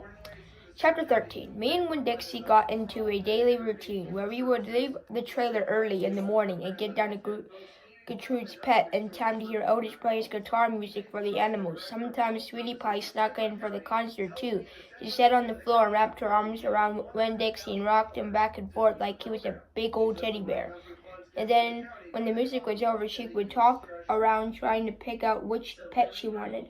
But she always gave up and went home because the only thing she really wanted was a dog, like Winn-Dixie. After she was gone, I would sweep and clean up and even arrange some Otis shelves because he did not have any eye for arranging things, and I did. And when I was done, Otis would write down my time in a notebook that he had marked down on the outside one red leather collar, one red leather leash, and the whole time he did not in any way ever act like a criminal. After working at Gertrude's Pet, me and Winn-Dixie would go over to the Herman W. Memorial Library and talk to Miss Franny Block and listen to her tell us a story. But my favorite place to be in the summer was in Gloria Dump's yard, and I figured it was Winn-Dixie's favorite place too, because when we got up to the last block for her house, Winn-Dixie would break away from the bike to start run for all he was worth, heading for Gloria's Dump backyard and his spoons full of peanut butter. Sometimes Dunlop and Stevie Berries would follow me. They would holler, "There goes the preacher's daughter visiting the witch." "She's not a witch," I told them. It made me the way they wouldn't listen to me. It made me mad, the way that they wouldn't listen to me and kept on believing whatever they wanted to believe about Gloria Dump. One time, Stevie and me said to me, "My mama says you shouldn't be spending all your time cooped up in that pet shop and at the library sitting around talking to the old ladies. She says you should get out in the fresh air and play with some kids your own age." "That's what my mama says." "Oh, lay off for Dunlap," said to Stevie. Then he turned to me. "He doesn't mean it." But I was already mad. I shouted at Stevie. I said, "I don't care what your mama says. She's not my mama, so she can't tell me what to do. I'm going to tell my mama you said that," shouted Stevie. And she'll tell your daddy, and he'll shame you in front of the whole church. And that pet shop man is retarded, and he was in jail, and I wonder if your daddy knows that." "Otis is not retarded," I said, "and my daddy knows that he was in jail." This was a lie, but I didn't care, and you could go ahead and tell on me if you want to, you big balded head baby. I swear it about wore me out yelling at Dunlop and Stevie Berry every morning. By the time I got to Gloria Dump's yard, I felt like a soldier who had been fighting a hard battle.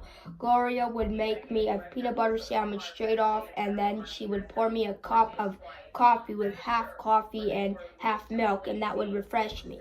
"Why don't you play with them boys?" Gloria asked me. "Because they're ignorant," I told her. They still think you're a witch. "It doesn't matter how many times I tell them you're not.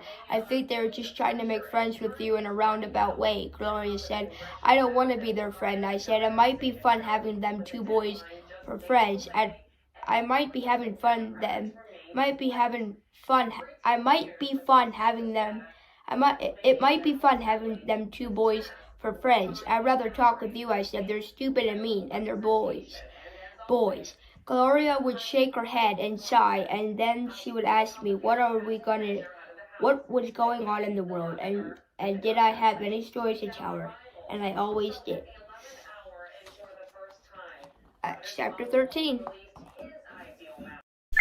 Hello guys, welcome to chapter 14 of Because of Winn-Dixie. We have not read Because of Winn-Dixie for a very, very long time, and I am so sorry for that. My belly's been acting up. I've been having very bad, I've been worrying a lot recently, and I've also have really bad chest pain too, so I've been trying to take a break and not do so much videos. See, that would help. Just like sit around. So I get my belly aches every night, so there's basically not even a difference. So we actually have like 14 or 15 more chapters to go until we're at the end of this. And I can't believe how we started it almost 2 weeks ago, and then bam, it's like a snap of that, and we're done. Like, can you believe that? Chapter 14. Sometimes I told Gloria the story Miss Felny Block had just told me, or I imitated Otis tapping his pointy-toed boots and playing for all the animals, and they always made her laugh.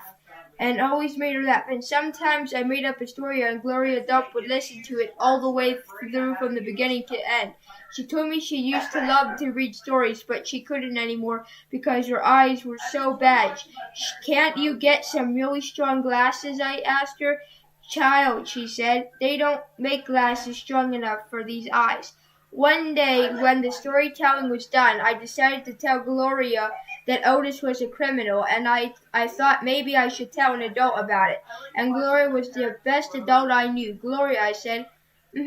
She said back, you know Otis, I don't know him, but I know that what you told me about him. Well, he's a criminal. He's been in jail. Do you think I should be afraid of him? What for?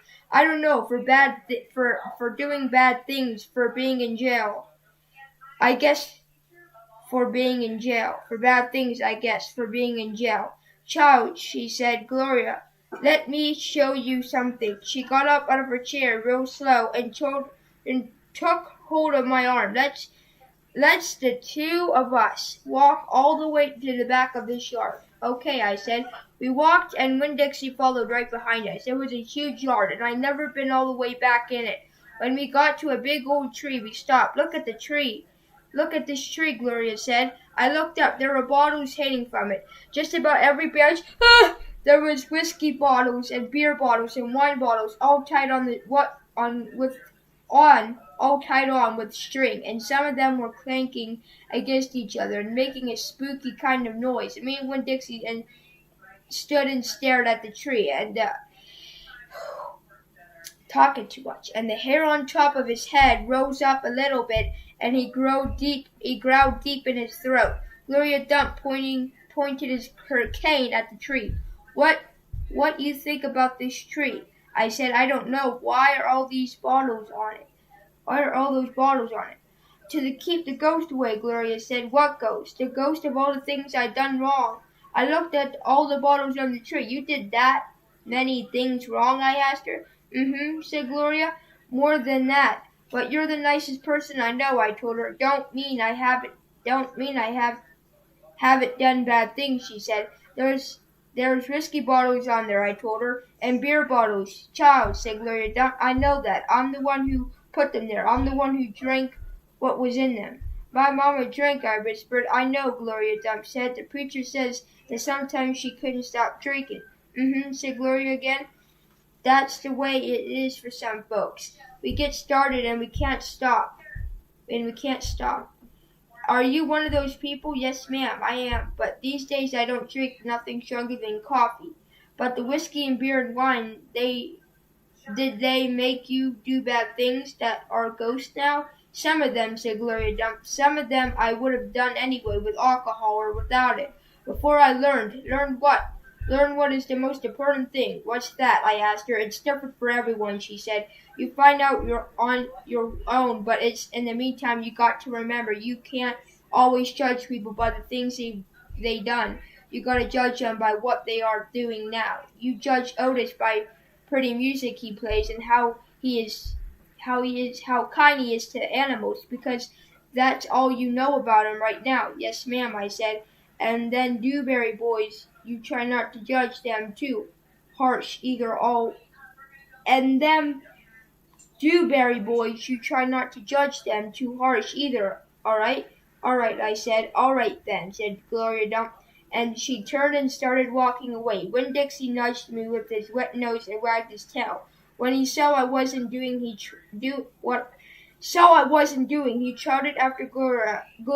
I stayed where I was and studied the tree. I wondered if my mama, whenever she had a tree full of bottles, and I wondered if I was a ghost to her, the same way she sometimes seemed like a ghost to me. Sorry I make mistakes. I'm just not in it today. I'm tired. So I made like 15, 20 mistakes. So that's chapter 14. Let's see how long this chapter is. You know what? We're going to go to chapter 16. The Herman W. Block Memorial Library's air conditioning unit doesn't work very good, and there was only one fan, and from the minute me and Winn-Dixie got in the library, he hogged it all. He laid right in front of it and wagged his tail and let it blow his fur all around. Some of his fur was pretty loose and blew right off him like a dandelion puff. I worried about him hogging the fan, and I worried about the fan blowing him bald, but Miss Fanny said not to worry about either that thing, that Winn-Dixie could hog the fan if he wanted, she said. Had never in her life seen a dog made bald by a fan. Sometimes when Miss Fanny was telling a story, she would have a fit. There were small fits and they didn't last long, but what happened was she would forget about what she was saying. She would just stop and start to shake like a little leaf. And when that happened, Winn-Dixie would get up from the fan and sit right at Miss Fanny's block's side. He would sit up tall, protecting her with his ears standing up straight on his head, like soldiers. And when Miss Fanny stopped shaking and started talking again, Winn-Dixie would lick her hand and lay back down in front of the fan. Whenever Miss Fanny had one of her fits, it reminded me of Winn-Dixie in a thunderstorm.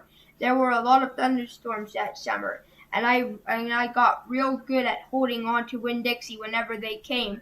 I held on him and comforted him and whispered to him and rocked him just the same way he tried to comfort Miss Fanny, and when she had her fits, only I held on to Winn-Dixie for another reason too. I held on him tight so he wouldn't run away.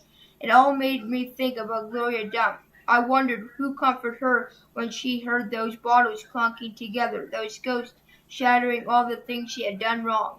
I wanted to comfort Gloria Dump, and I decided the best way to do that would be to read her book.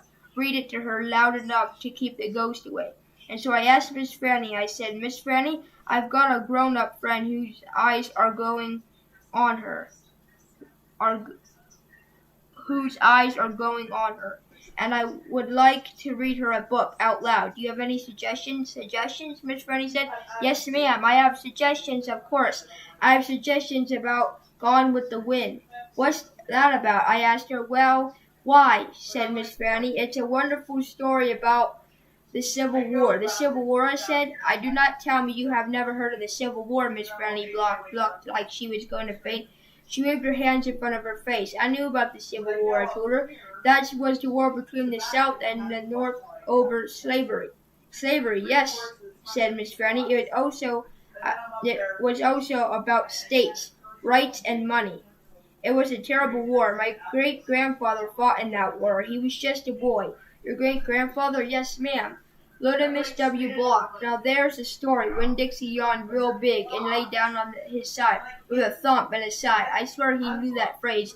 Now there's the story, and he knew it meant we weren't going anywhere real soon. Go ahead and tell me, Miss Fanny, I said, and I sat down cross-legged next to Winn-Dixie. I pushed him and tried to get him to share that fan, but he pretended he was asleep, but he wouldn't move. I was all settled in and ready for a good story when the door banged and pinch-faced Amanda Wilkinson came in. Winn-Dixie sat up and stared at her. He tried out a smell on her, but she didn't smell back, so he laid down again. Rude! I just said that's not in the book. I'm ready for another book, Amanda said, slamming her book down on Miss Fanny's desk. Well, said Miss Fanny, maybe you shouldn't mind waiting. I am telling India Opal a story about a story about my great-grandfather. You are, of course, more than welcome to listen. It would be just one moment. Amanda sighed a real big dramatic sigh and stared past me. She pretended like she wasn't interested, but she was, I could tell. Come sit over here, said Miss Fanny. I'll stand, thank you, said Amanda. Suit yourself, Miss Fanny shrugged. Now, where was I? Oh, yes. Lotimus W. Block. That's it for chapter 16. And we'll get to chapter 17. That's 14 and 15. So we'll get to 16 and 17 in the next video, if they're not too long. Sorry I keep making mistakes. I know I made more mistakes in this video than I did in any other video. That's for a reason, because I'm tired and I just don't feel like reading today that much. So I am tired. We've read chapter 14 and 15. We'll read 16 and 17. And then we're so close to the end. Once we get to chapter 20, we'll have like 8-9 more chapters. I am just so glad you guys can sit down and watch these videos. I know I make mistakes, and you guys are probably like don't want to watch people who make mistakes reading, or at least don't want to watch, or you find it like annoying. I'm sorry. I'm not perfect. Like, if you thought I was going to be perfect, then no. Alright? We all have our flaws. Especially when I'm tired. I can't say words right whenever I'm tired. Sometimes I make mistakes. I mistake in my words, and I say things wrong. That's just how I be. There's a new series coming out on this YouTube channel called The Hardy Boys. And I'm going to be reading all the chapters and all the books in the series, and might make reviews on them. I'm talking way too much. So, I mean, we made a freaking 12-minute video about me talking. And like 3 or 4 minutes already of me talking. Like 2, I think. Now it's going to be about 3 minutes. 2 minutes, actually. Alright, guys. Well, see you on the next one. Adios. Thank you for watching. Subscribe. Turn the post notifications on, baby. Baby. Why don't you just do that? It's free. You can unsubscribe when you want, baby. I make mistakes, and that's okay. Cause I'm here to teach you you're perfect the way that you are. So don't change yourself, cause that's not needful. So sit back and watch my videos. Come on, sit it back. We also have funny parts. We have funny parts. We have funny parts. We have funny parts, and I'm lightheaded. I'm kind of dizzy from doing that, actually. And I'm done today reading.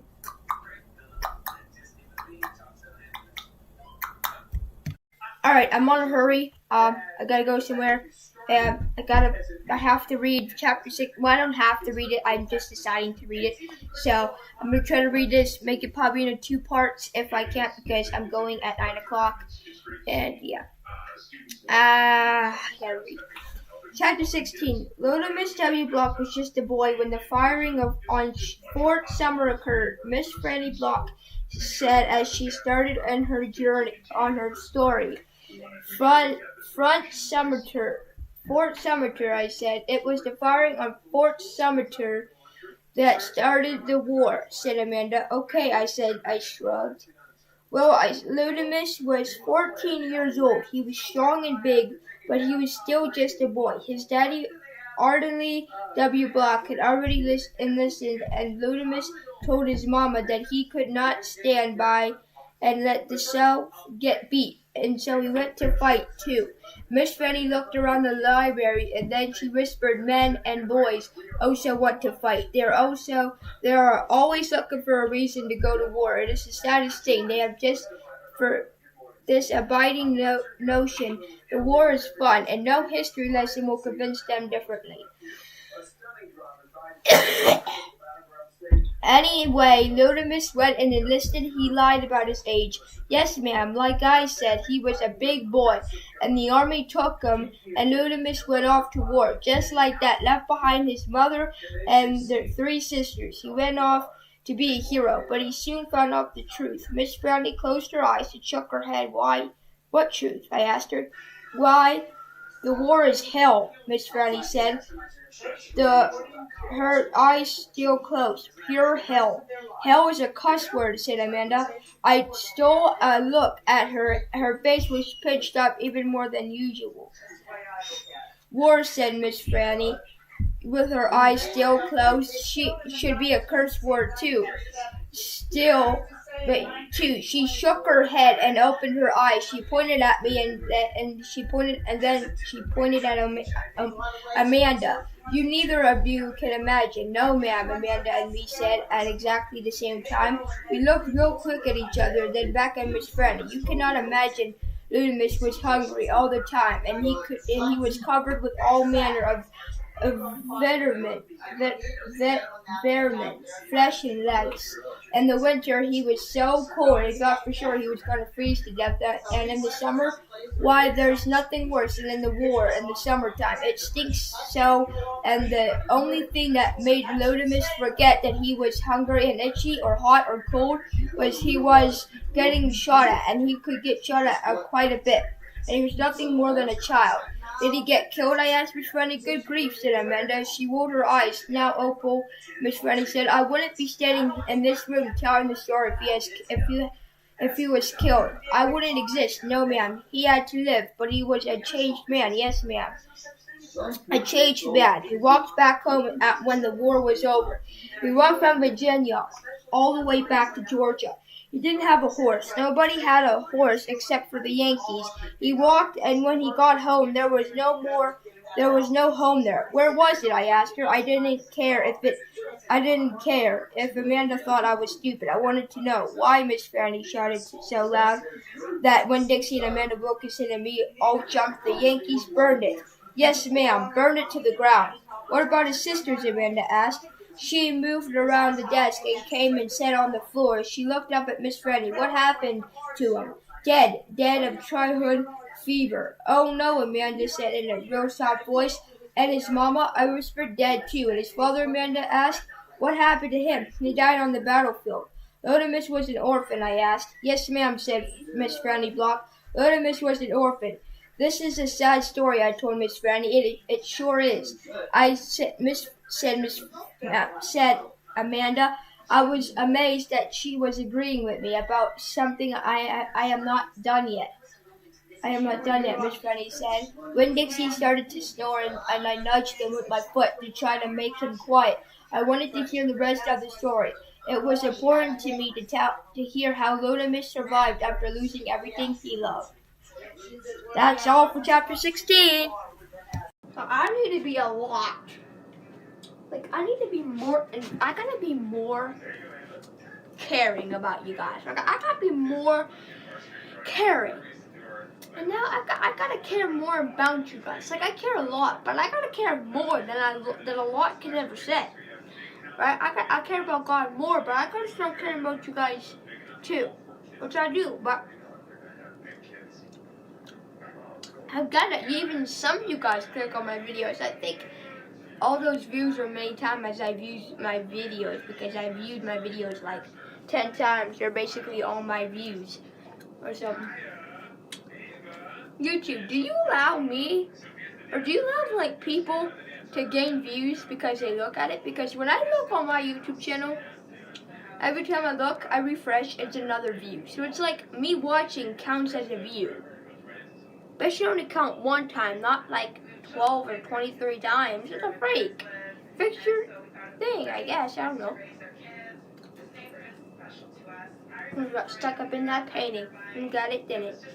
What chapter are we on? We're in chapter 17? I think we're on chapter 17 because we already read chapter 16. Oh my gosh. Oh, come on!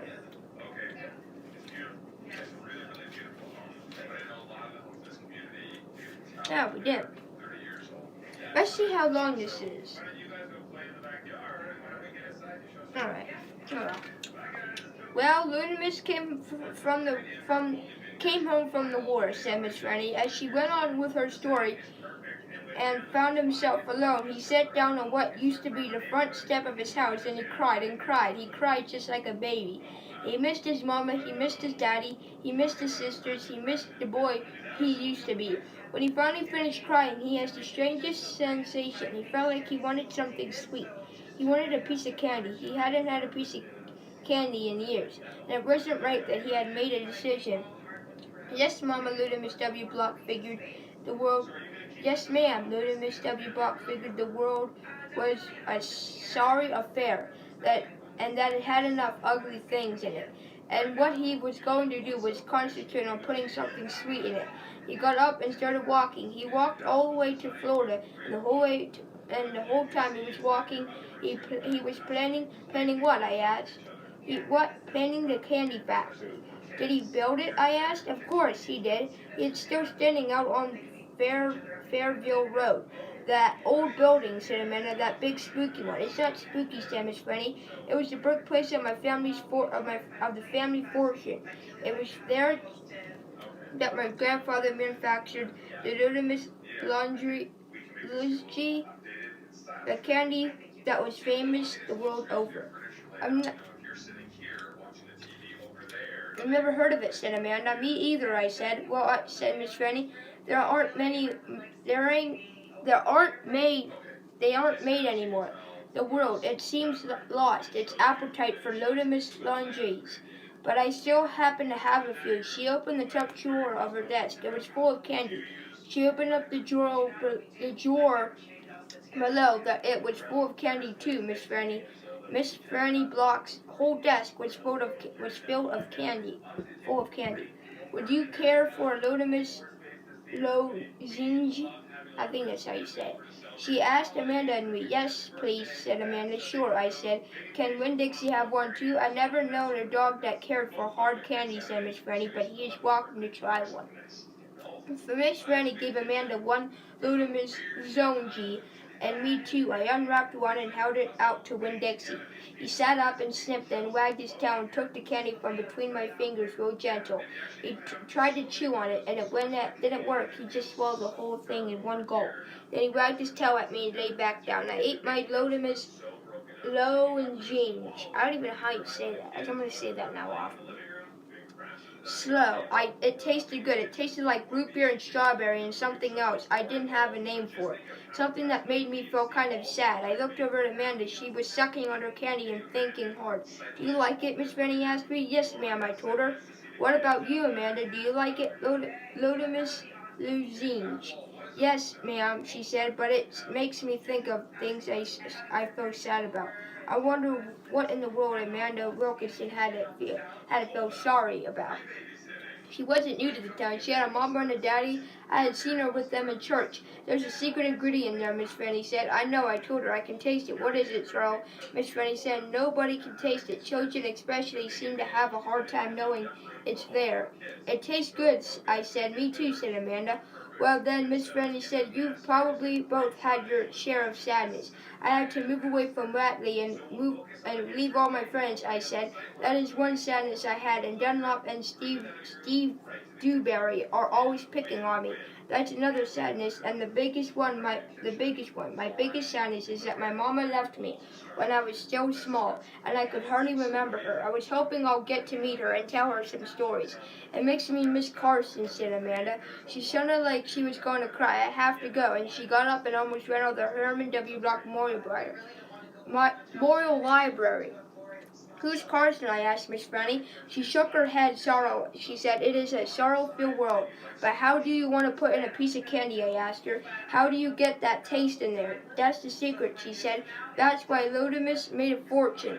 He manufactured a piece of candy that tasted sweet and sad at the same time. Can I have a piece to take to my friend Gloria Dump, and another one to take to Otis, down Gertrude's Pets, and one for the preacher, and one for Sweetie Pie too? Yes, you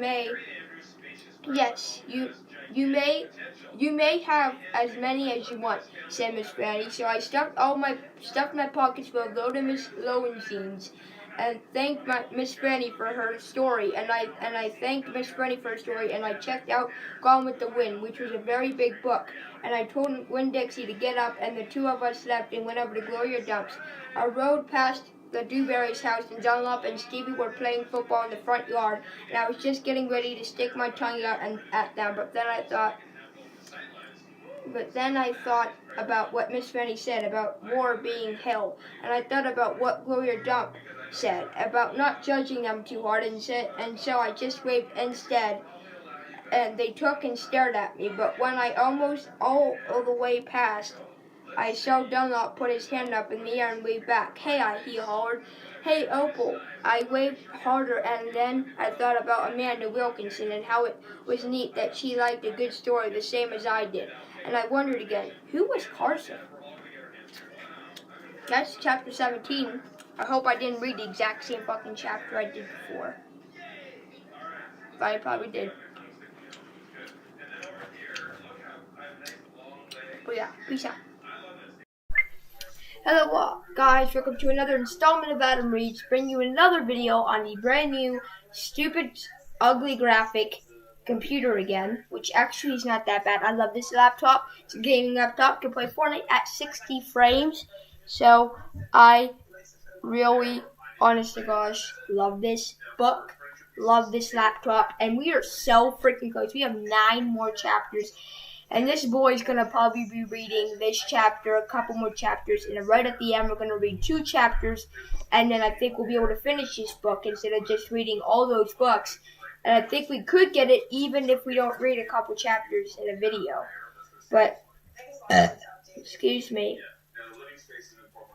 we're on chapter 18, and I have to say, it's pretty long, guys. I don't know. Alright. When we got to Gloria Dump's, I told her I had 2 surprises for her, and I asked which one did she want first, the small or big one. The small one, said Gloria. I handed her the Lotimus Lowenzinge, and she moved it around in her hands, feeling it. Candy, she said. Yes, ma'am, I told her. It's called Lotimus Lowenzinge.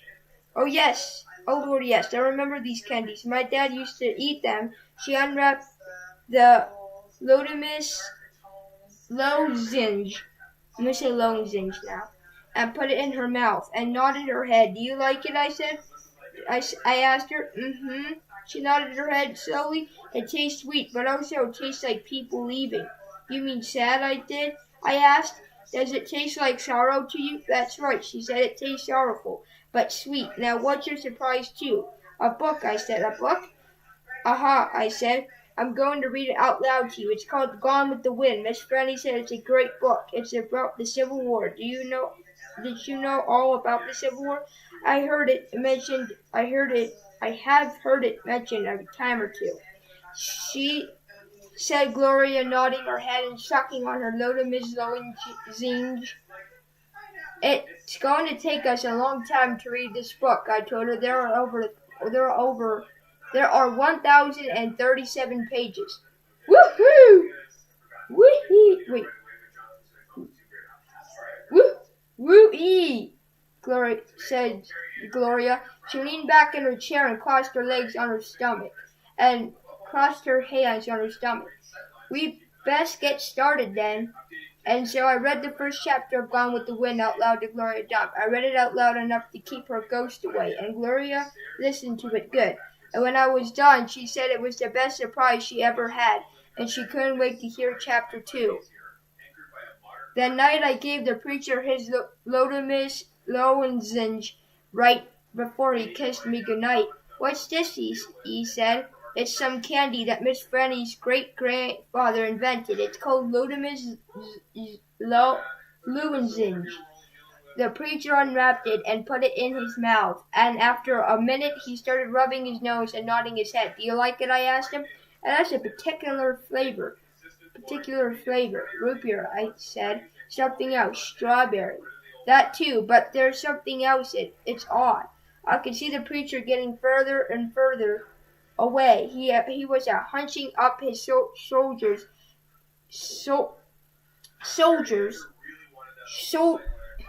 Gosh, I can't even say it. Shoulders. And lowering his chin and getting ready to pull his head inside its shell. It almost tastes like a mechanically, he said. Melodically, what's that? Sad, said the preacher. He rubbed his nose. Sorry if I can't say some words. I used to be able to say it. Sorry guys. Some more. It makes me think of your mother. When Dixie snipped up the candy wrapper in the preacher's hand, it tasted sad, he said, and sighed. It must be a bad batch. No, I told him. I sat in bed. That's the way it's supposed to taste. Lotimus came back from the war, and his whole family was dead. His daddy dead fighting, and his mom and his sisters died from a disease, and the Yankees burned his house down.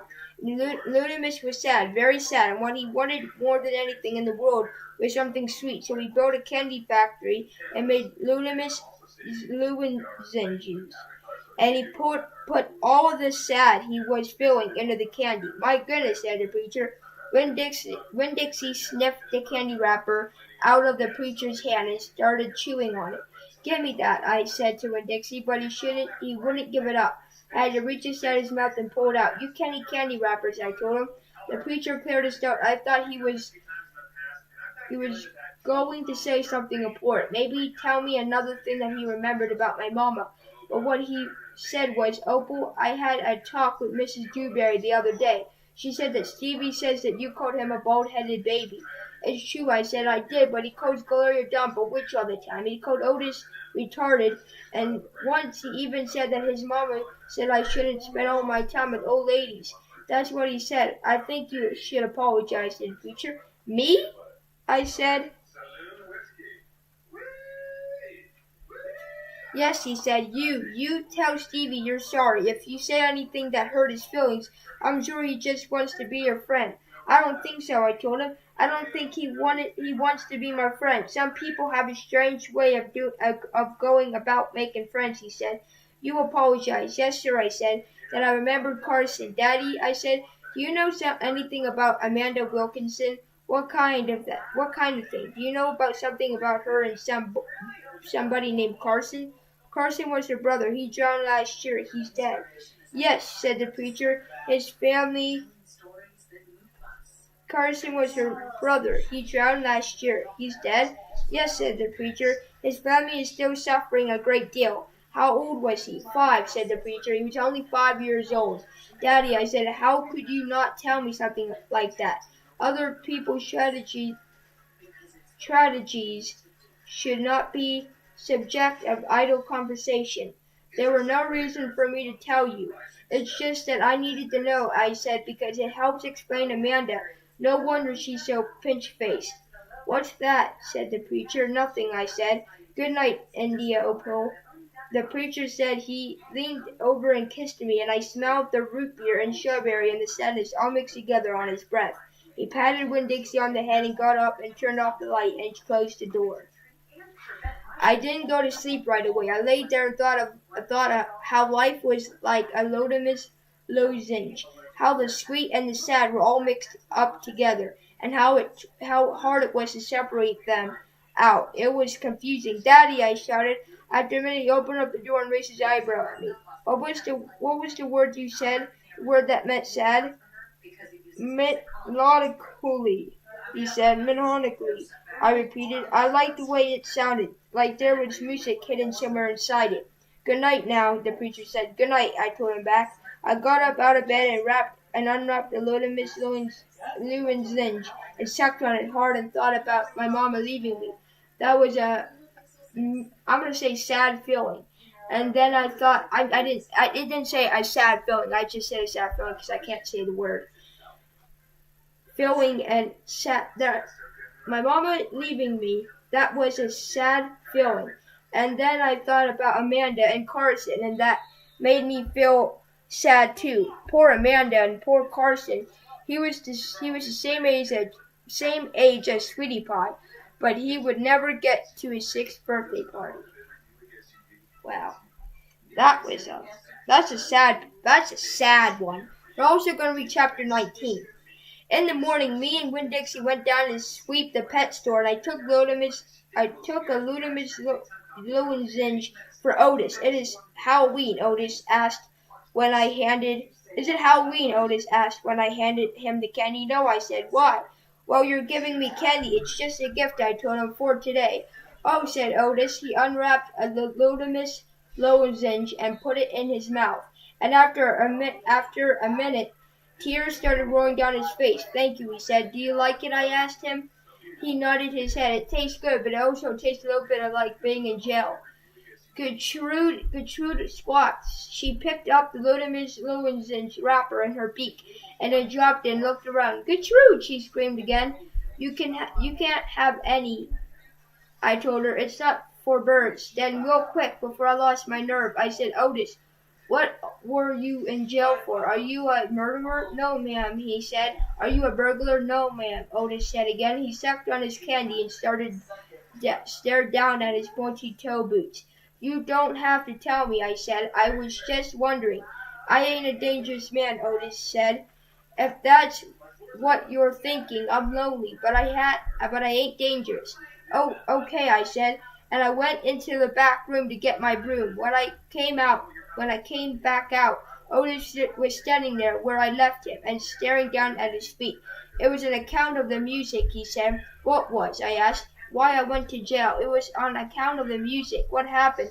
I wouldn't stop playing my guitar. Used to be a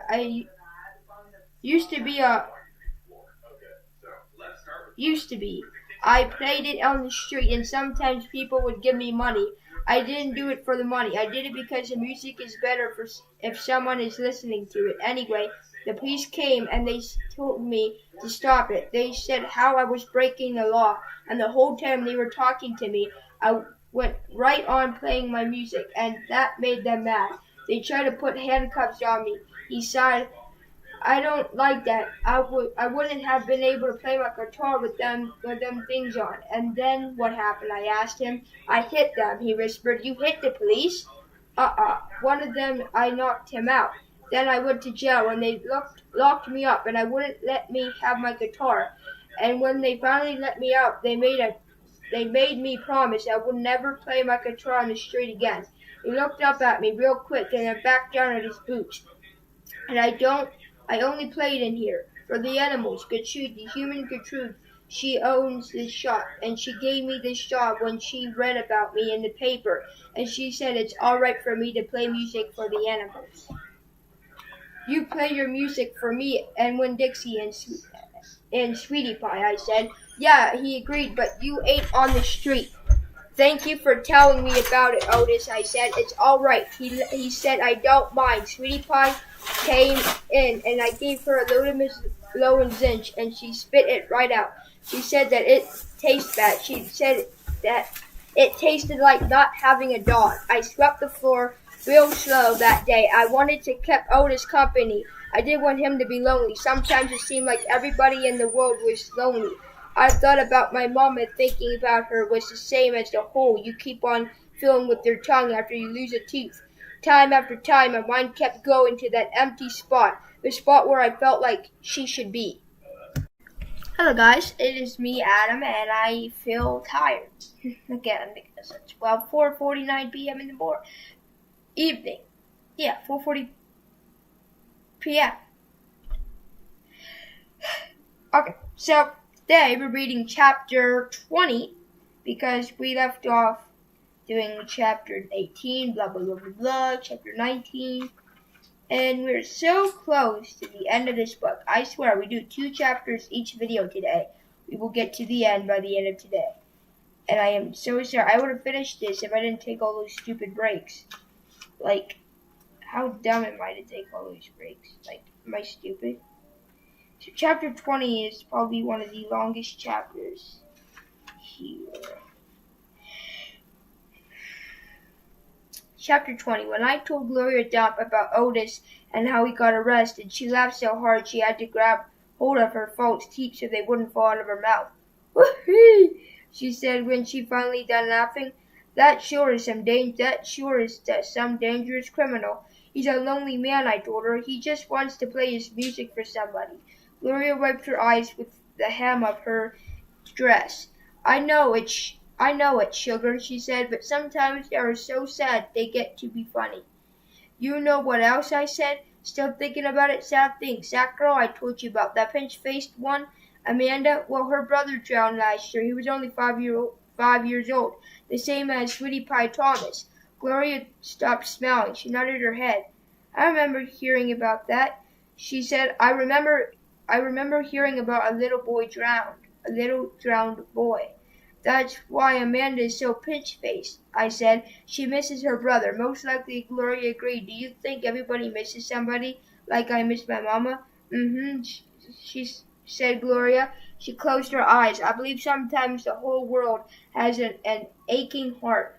I can't stand to think about sad things that couldn't be helped anymore. So I said, do you want to hear some more Gone with the Wind? Yes, indeed, Gloria said. I've been looking forward to it all day. Let's see what Miss Scarlet is up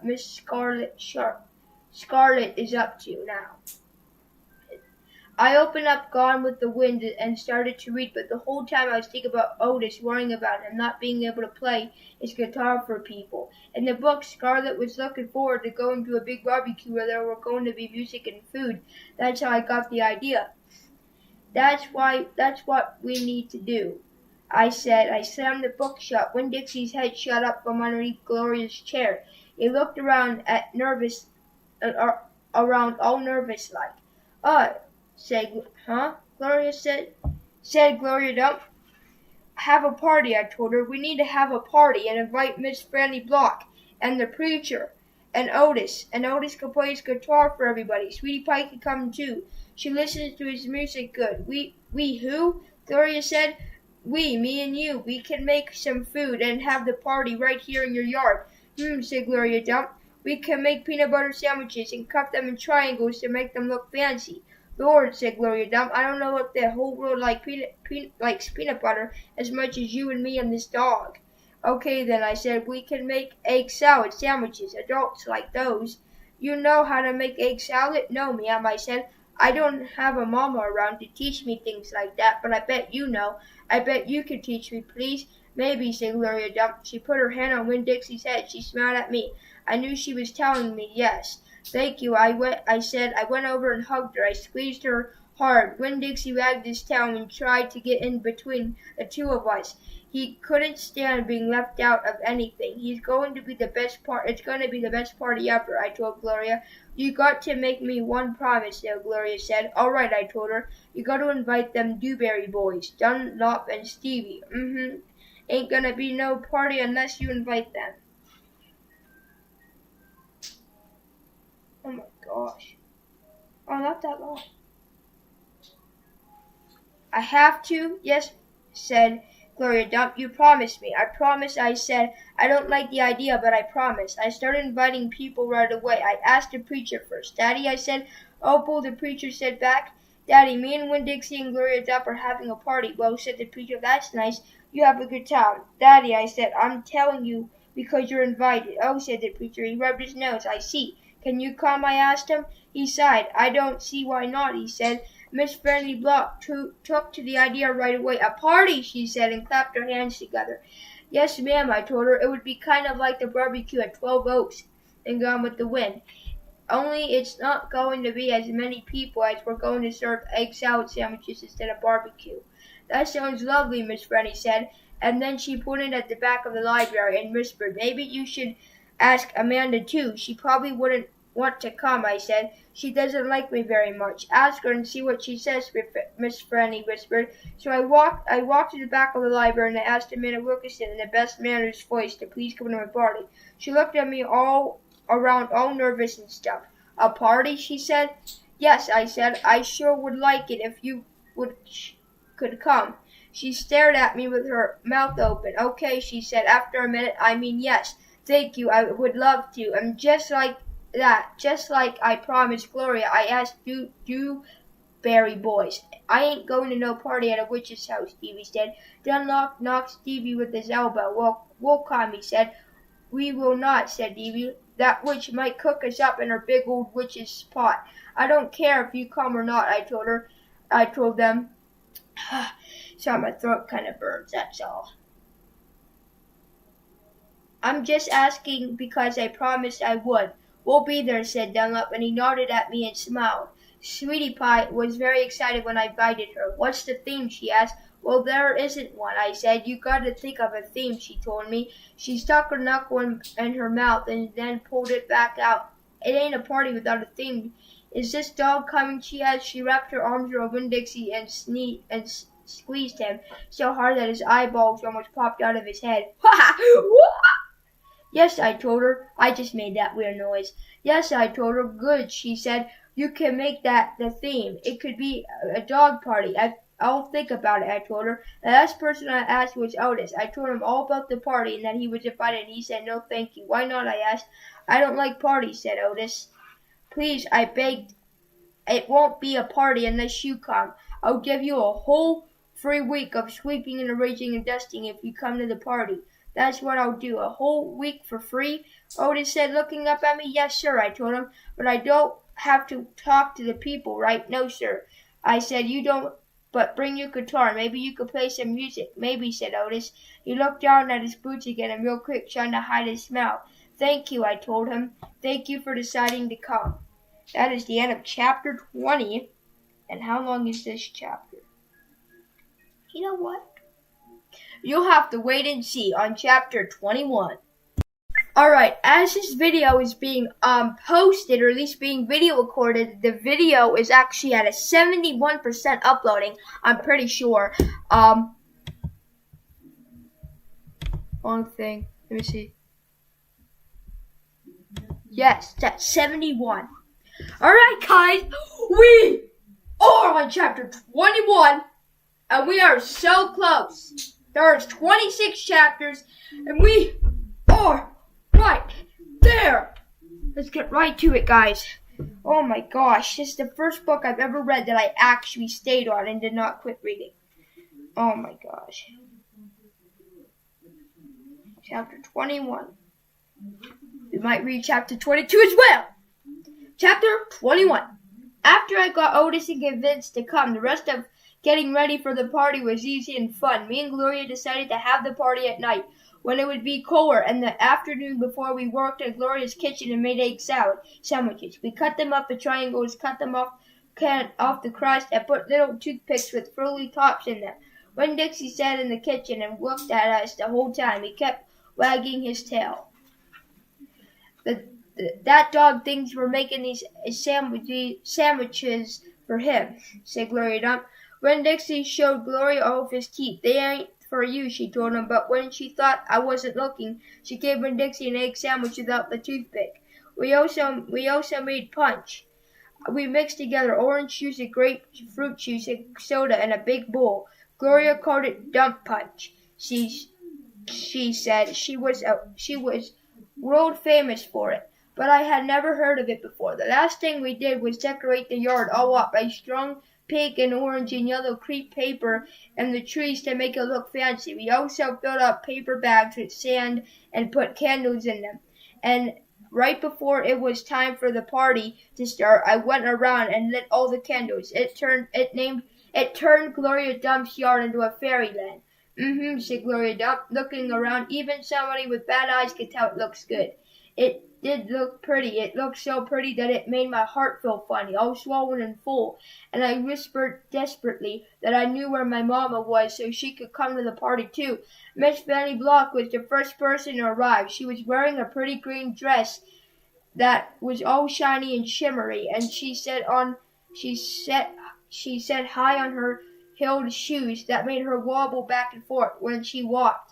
Even when she was standing still, she still looked kind of swayed, and she was standing on a boat. She was carrying a big glass bowl full of luminous G's. I brought a little after dinner treat, she said, handing the bowl to me. Thank you, I said. I'll put the bowl on the table. Next to the egg sandwiches and the punch, then I introduced Miss Fanny to Gloria, and they shook hands and said polite things to each other. And then Sweetie Pie's mother came by with Sweetie Pie. Sweetie Pie had a whole handful of pictures of dogs that she'd cut out of a magazine.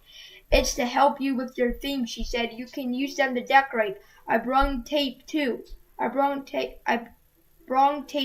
And she started going around taping the pictures of the dogs, the trees, and the chairs and the table. She ain't talked about nothing about this party all day.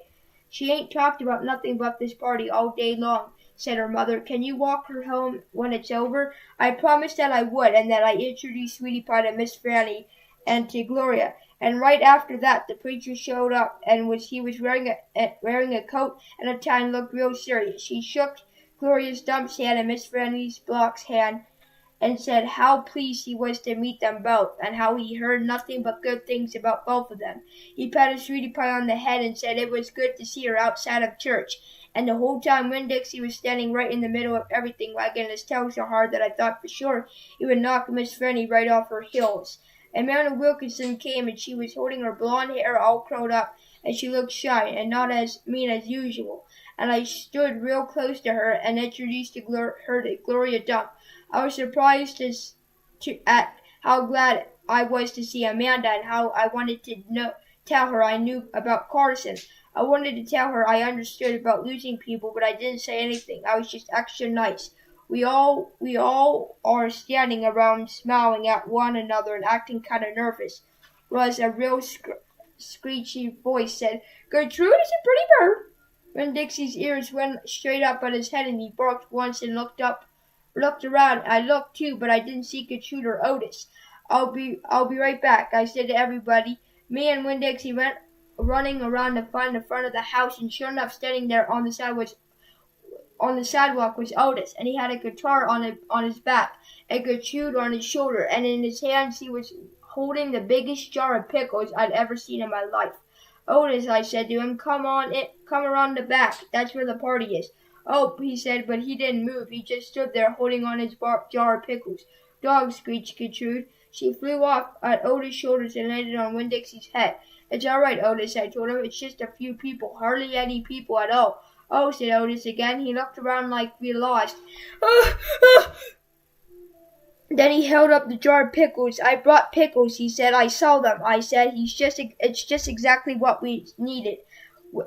They will go perfect with the egg salad sandwiches." I told him real soft and gentle and low, like he was a wild animal that I was trying to get to take food out of my hand. He took one tiny step forward. "Come on," I whispered. I started walking, and Winn Dixie followed me, and when I turned around, I saw Otis was following me too. That's it for chapter 21. How long is chapter 2? And I'll decide. Alright, we're reading chapter 22 as well. Chapter 22. Otis followed me all the way back into the backyard where the party was. Before he could run away, I introduced him to the preacher. "Daddy," I said, "this is Otis. He's one who runs Gertrude's pets. He's the one who plays the guitar so good." "How do you do?" said the preacher. He stuck out his hand to Otis, and Otis stood there and shuffled his big jar of pickles back and forth, trying to free up a hand to offer back to the preacher. Finally, he ended up bending over and setting the jar down on the ground, but when he did that, his guitar slid forward and hit him in the head with a little boing sound. Sweetie Pie laughed and pointed at him like he was doing the whole thing on purpose just to amuse her. "Ouch," said Otis. He stood back up and took the guitar off his shoulders and put it down on the ground next to the jar of pickles. Then he wiped his hand on his pants and stuck it out to the preacher, who took it and said, "It sure is a pleasure to shake your hand." "Thank you," said Otis. "I brought pickles." "I noticed," said the preacher. After the preacher and Otis were done shaking hands, they introduced Otis to Miss Franny Block and to Amanda, and then I introduced him to Gloria Dump. Gloria took his hand and smiled at him, and Otis looked right in her eyes and smiled back. He smiled big. "I brought pickles for your party," Otis told her. "I am so glad," she said. "It just ain't a party without pickles." Otis looked down at his big jar of pickles. His face was all red. "Opal," said Gloria, why are all them boys getting here?"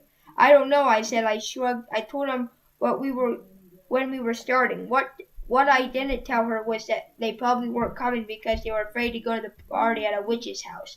"Well," said Gloria, "we got egg salad and sandwiches. We got dump punch. We got pickles. We got dog pictures. We got Little Miss Lone Jeans.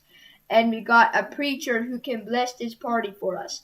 Gloria Dump looked over at the preacher. He nodded at his head at Gloria and cleared his throat and said, Dear God, thank you for the warm summer nights, a candlelight, and good food that you most of all for friends. We appreciate the complicated and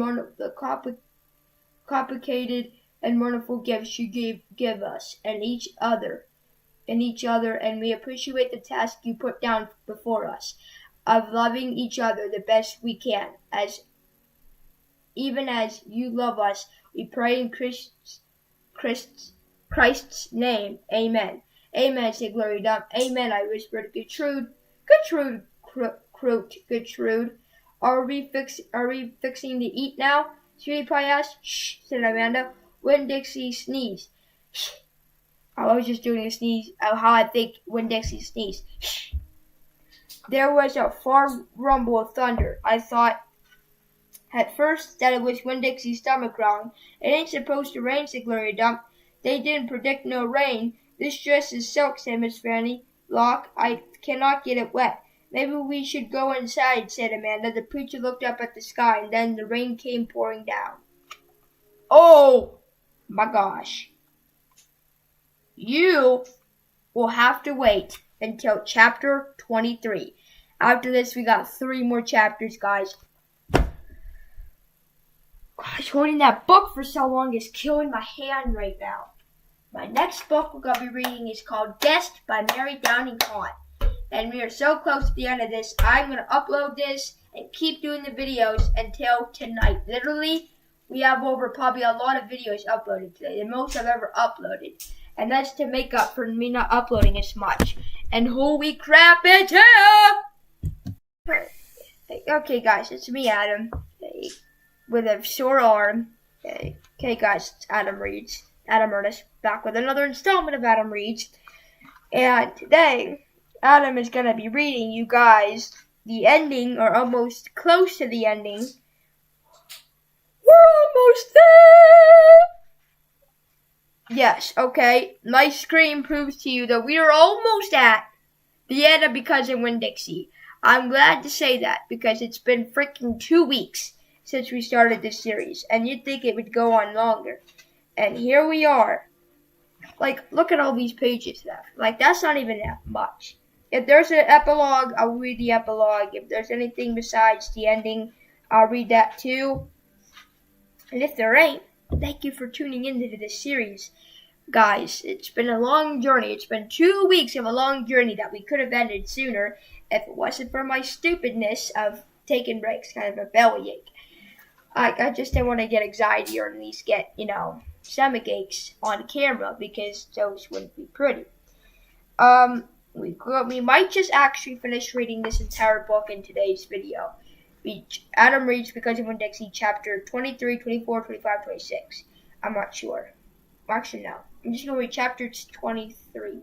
And 24. Gosh, my hand is sore. It depends on how long it takes to read this. Chapter 23. Save the sandwiches, Gloria yelled to me. Save the punch. I got my dog pictures, screamed Sweetie Pie. She went running around, tearing off the trees and the chairs. Don't worry, she kept shouting. I got him. I grabbed the platter of egg salad sandwiches, and the preacher grabbed the punch, and we ran into the kitchen with them.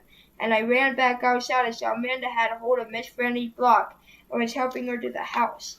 Miss Franny was so teetery in her high heels that the rain would have knocked her right over if Amanda hadn't held on her. I grabbed Gloria Dump's arm.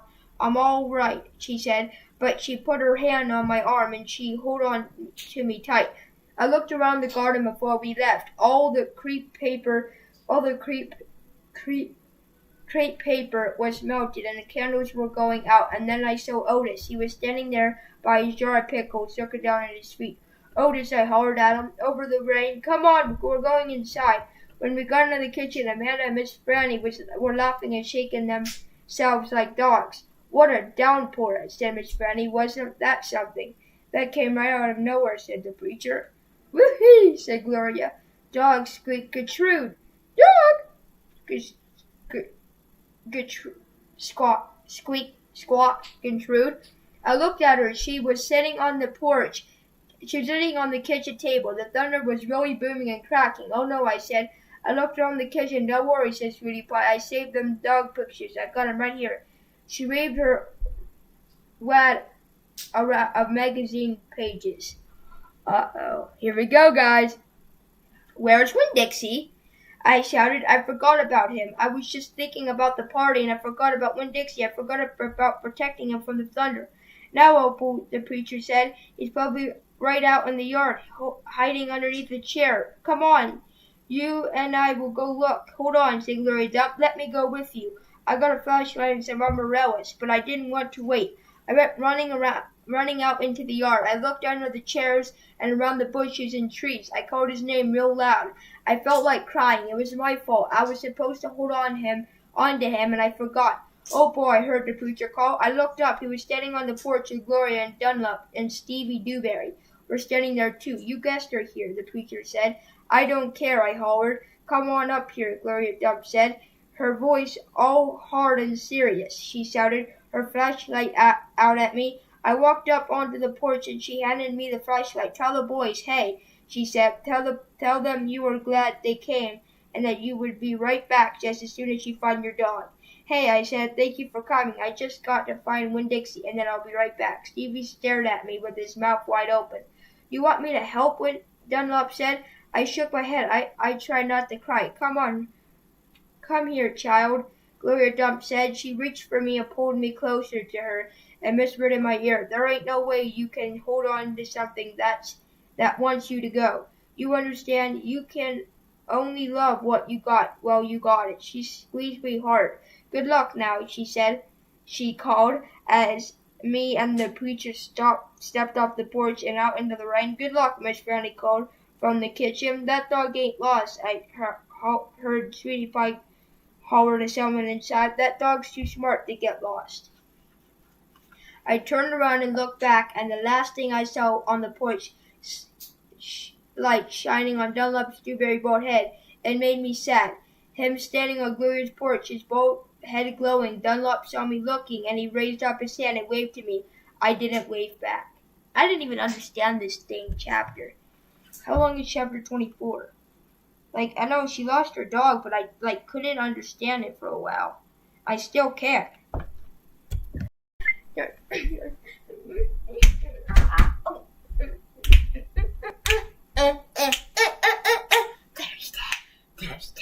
Thirsty for some more because it was Dixie. I'm ready to read chapter 24. Come on, let's go. After this, we're gonna read Guess It Made Me Hatchet. Can't believe the journey's almost over. This was the beginning of my YouTube channel. I'll put content because we've been finishing it. Chapter 24. Let's go.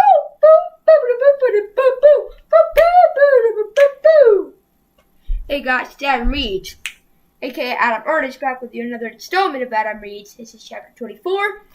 2 more chapters, guys. I'm just not ready for this journey to be over. We've gathered so far. So far, children, so far. How much videos did I do? Okay, so we're doing 1, that would be 1, 2, 3, 4, 5, 6, 7, 8. I think 8 videos already. I think 8 videos, to be honest. So we'll definitely be doing one more after we finish this book tonight. I'm pretty sure we'll finish it. Kind of tired, so we might not read Guess till tomorrow, or maybe do some of the Guess. I don't know. Chapter 24. Me and the preacher started walking and calling Winn-Dixie's name. I was glad it was raining so hard because it made it easy to cry. I cried and cried and cried, and the whole time I was calling for Winn-Dixie. "Winn-Dixie," I screamed. "Winn-Dixie," the preacher shouted, and then he whistled loud and long. But Winn-Dixie didn't show up. We walked all through downtown. We walked past the Dewberry's house and the Herman W. Block Memorial Library and Sweetie Pie's yellow house and could choose pets. We walked out to the Friendly Corners trailer park and looked under our trailer. We walked all the way out to the Open Arms Baptist Church in Milwaukee. We walked past the railroad tracks and right on down Highway 50. Cars were rushing past us, and there were tall lights glowed red, like mean eyes staring at us. "Daddy," I said, "Daddy, what if he's got run over?" "Oh," pushed the preacher, "you can't worry about what might have happened. All we can do is keep looking." We walked and walked, and in my head I started on a list of 10 things that I knew about Winn-Dixie that I could write down on a big old posters and put around the neighborhood. The thing that I would help people look for him. Number 1, that he was a pathological fear of thunderstorms. 2, he was like to smile using all of his teeth. Number 3, he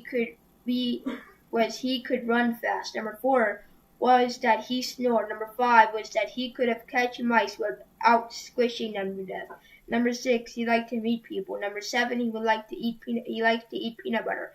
Number 8, he couldn't stand to be left alone. Number 9, he liked to sit on couches and sleep in beds. Number 10, he was Number 10 was he didn't mind going to church. I kept on going over on the list in my head. I memorized it in the same way I memorized the list of 10 things about my mama.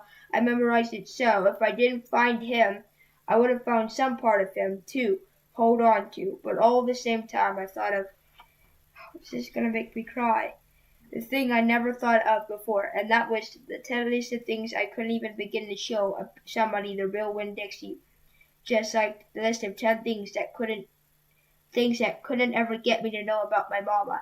And the thinking about that made me cry even more. Me and the preacher looked for a long time, and finally he said we had to quit. But Daddy, I said, Winn Dixie's out there somewhere. We can't leave him. Opal, said the preacher, we've looked, and there's only so much looking we can do. I can't believe you're going to give up, I told him. Indian Opal, the preacher said, rubbing his nose. Didn't argue with me. I stood and stared at him. The rain had left up some. He was mostly drizzle now. It's time to head back, the preacher said. No, I told him. You're going ahead and go. You go ahead and go, but I'm going to keep looking. Opal, said the preacher, said a real soft voice, it's time to give up. You always give up, I shouted. You always put your head inside your stupid old turtle shell. I bet you don't even go out looking for Mama when she left. But you just let her run off too. Baby, said the preacher, I couldn't stop her. I tried, but you'd think I wanted her to stay too. Don't you think I miss her every day? He spread his arms out wide and then dropped them to his sides. I tried, he said, I tried. Then he did something I couldn't believe. He started to cry. The preacher was crying. His shoulders were moving up and down, and he was making snuffling noises. And don't believe that losing Winn Dixie didn't upset me as much as it does you, he said. I love that dog. I love him too, Daddy. I said. I went and wrapped my arms around his waist. He was crying so hard he was shaking. It's all right, I told him. It's okay. Shh, I said to him, like he was scared of little kid. Everything, like he was scared little kid. Like he was a scared little kid. Everything will be okay. We stood there hugging and rocking back and forth, and after a while the preacher stopped and shaking, and I still held on to him, and I finally got the nerve to ask the question I wanted to ask. Do you think she'll ever going to come back? I whispered. No, the preacher said. No, I do not.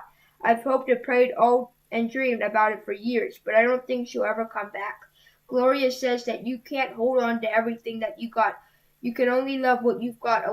You got it. She's right, the preacher said. Gloria Jump is right. I'm not ready to let Winn Dixie go, I said. I had forgotten about him for a minute, what with thinking about my mama. We'll keep looking, said the preacher. The two of us kept looking for him. But do you know what? I said. Well, I just realized, Indian Opal, when I told your mama it took everything with her. I forgot one thing, a really important thing that she left behind. What? I asked. You, he said. Thank God your mama left me you. And he hugged me tighter. I'm glad I got you, I told him, and I mean it. And I took hold of his hand, and we started walking back into town, calling and whistling for Winn Dixie the whole way. That is it of chapter 24. We're going to read chapter 5, and then chapter 6 is the end, and then we're done! Alright guys, welcome back. So today we're reading Because of Winn Dixie, chapter 25. And this is probably going to be the most heartbreaking thing ever. Tell you guys that I'm taking a break for maybe a month. Once we finish 2 books. I don't know necessarily I'm going to keep it that way, but so far it looks like I am going to be taking a break. Chapter 25. We heard the music before we even got to Gloria Dump's house.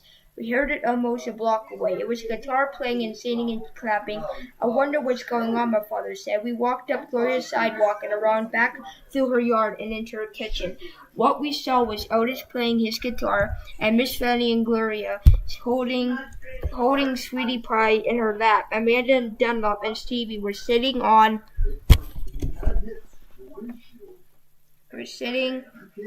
the kitchen floor and clapping along and having the best possible time. Even Amanda was smiling.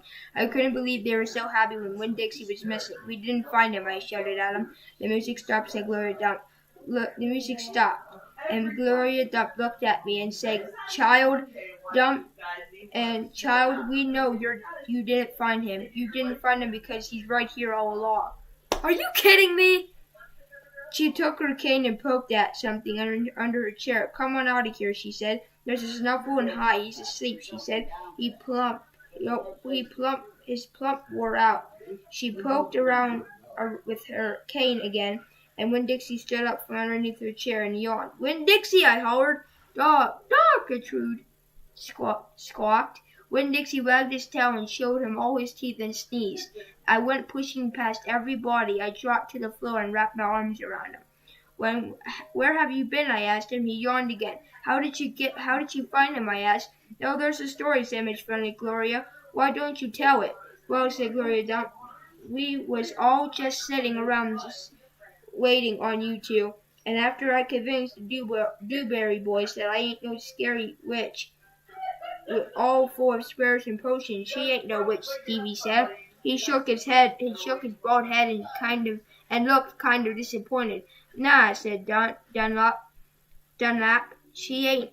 If she was, she would have turned us into toads by now." He grinned. "I could have told you that she wasn't a witch. Witches don't exist," said Amanda. "They're just myths." "All right, now," said Gloria. "What happened was we all got through all the witchy things, and then Miss Fanny said, 'Why don't we have a little music while we wait for you two to get back?' And so Otis played his guitar. Woohoo! There aren't a song he didn't know, and if he didn't know it, he can pick it right up right quick if you hum it to him. He has a gift." Gloria stopped and smiled over at Otis, and he smiled back. He took all lit up from the inside, and he looked all lit up from the inside. "Tell what happened," Sweetie Pie said. "Tell about the dog." So, said Gloria. Fanny and me were started things about all the songs that we knew from when we were little girls. We got Otis to play them, and we started singing them, teaching the words to these children. And then somebody sneezed. Sweetie Pie shouted, "That's right," said Gloria. Somebody sneezed, and it wasn't none of us. And we looked around wondering who did it, thinking we maybe got us a burglar in the house. We looked around and we didn't see nothing, so we started to singing again, and sure enough there was another big echo. Sounded like it was coming from my bedroom, so I sent Otis in there, and I said, "Otis, go in there and see who is sneezing," said Otis. Went, and do I know what he found? I shook my head. "Winn-Dixie," shouted Sweetie Pie. "That dog of yours was all hid underneath my bed, squeezed under there like the world was about to end, but he was smiling like a fool. Every time he heard Otis play the guitar smiling, he sneezed." My daddy laughed. "It is true," Miss Fanny said. It's the truth," said Stevie. Dunlap nodded and smiled right at me. So Gloria Dump said, "Otis playing his guitar right to the dog. In a little bit of time, Winn-Dixie came creeping out from underneath the bed. He was covered in dust," said Amanda. "He looked like a ghost," said Dunlap. "Yes," said Sweetie Pie, "just like a ghost." "Mm-hmm," said Gloria. Looked just like a ghost. Anyway, the storm stopped after a while, and your dog settled underneath my chair and fell asleep. And that's where he's been ever since. I just waiting on you to come back and find him." "Winn-Dixie," I said. I hugged him so tight he wheezed. "We were out there whistling and calling for you, and you were right there all along. Thank you," I said to everybody. "Well," said Gloria Dump, "we didn't do nothing. We just sat there and waited and sung some songs. We all got to be good friends now. The punch ain't nothing but water, and the egg salad sandwiches got tore up by the rain. You gotta eat them with a spoon if you want egg salad. But we got pickles to eat, Lotimus, Lowenges, and we still got a party going on." My daddy pulled up a kitchen chair and sat down. "Otis," he said, "do you know any hums?" "I know some." And he still got a party going on. My dad pulled up a chair and sat down. "Otis," he said, "do you know any hums?" "I know some," said Otis. "You hum it," said Miss Fanny, nodding her head, and he couldn't play it. So my daddy started humming something, and Otis started picking it out on his guitar, and Winn-Dixie wagged his tail and laid back down underneath Gloria's chair, and I looked around the room, all the different faces, and I felt my heart swell up inside me with pure happiness. "I'll be back in a minute," I said, but they're all singing now and laughing, and Winn-Dixie was snoring, so no one heard me. Alright guys, that's it for chapter 25. Stay tuned for chapter 26 later on tonight or maybe tomorrow. Okay guys, this is the end. This is chapter 26. Chapter 26. Outside, the rain has stopped, and the clouds have gone away, and the sky was so clear it seemed like I could see every star ever made. I walked all the way to the back of Gloria Dump's yard. I walked back there and looked at her mistake tree. The boulders were quiet. There wasn't a breeze, so they were just hanging there. I looked at the tree, and then I looked up at the sky. Mama, I said, I said, just like she was standing right beside me. I know 10 things about you, and that's not enough. That's not near enough. But Daddy is going to tell me more. I know he will.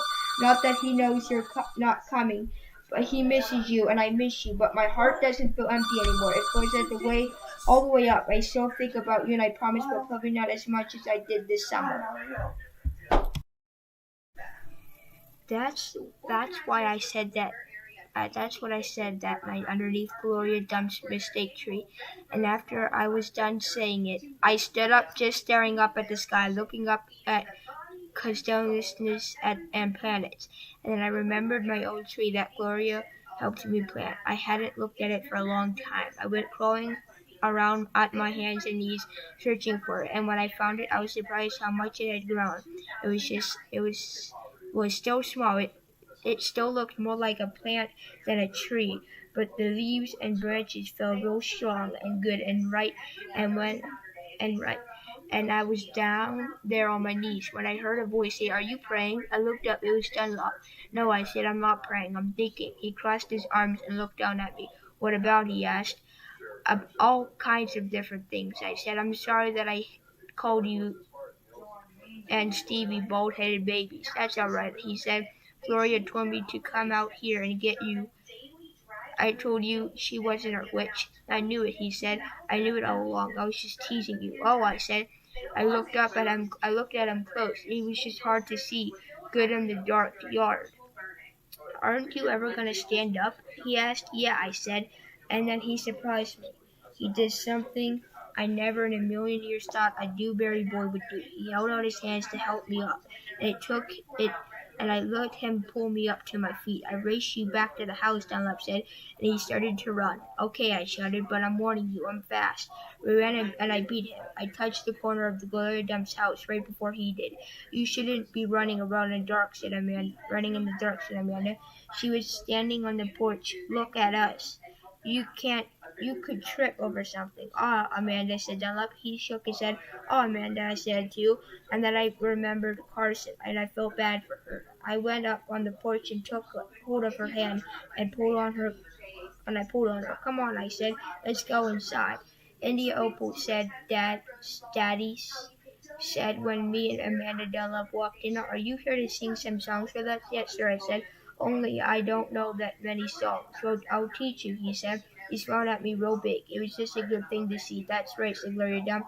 "We will." Sweetie Pie was sitting up in her lap, but her eyes were closed. "Care for little Miss Louisine?" Miss Franny asked, passing me the bowl. Thank you," I told her. I took little Miss Louisine and unwrapped it and put it in my mouth. "Do you like a pickle?" Otis asked, holding up a big jar of pickles. "No, thank you," I said. "Not right now." Winn Dixie came out from underneath Gloria Dump's chair. He sat down next to me and leaned into me, and at the same as I was leaning into my daddy, and Amanda stood right there beside me. And when I looked over at her, she didn't look pinch-faced at all to me. Dunlop cracked his knuckles and said, "Well, are we gonna sing or what?" "Yes," Stevie echoed. "We are gonna sing or what?" "Let's sing," said Sweetie Pie, opened her eyes and started sitting up straight. "Let's sing for the dog." Otis leaned up and strummed his guitar, and the flavor of Luna Miss Louisine's opened in my mouth like a flower blooming, all sweet and sad. And then Otis and Gloria and Stevie and Miss Franny and Dunlop and Amanda and Sweetie Pie and my daddy all started to sing along, and I listened so carefully so I could learn it right. Let's go! Alright guys, if you like today's series, thank you so much. If you're just reading it for fun, thank you so much. If you're reading the playlist, thank you so much. We finished it!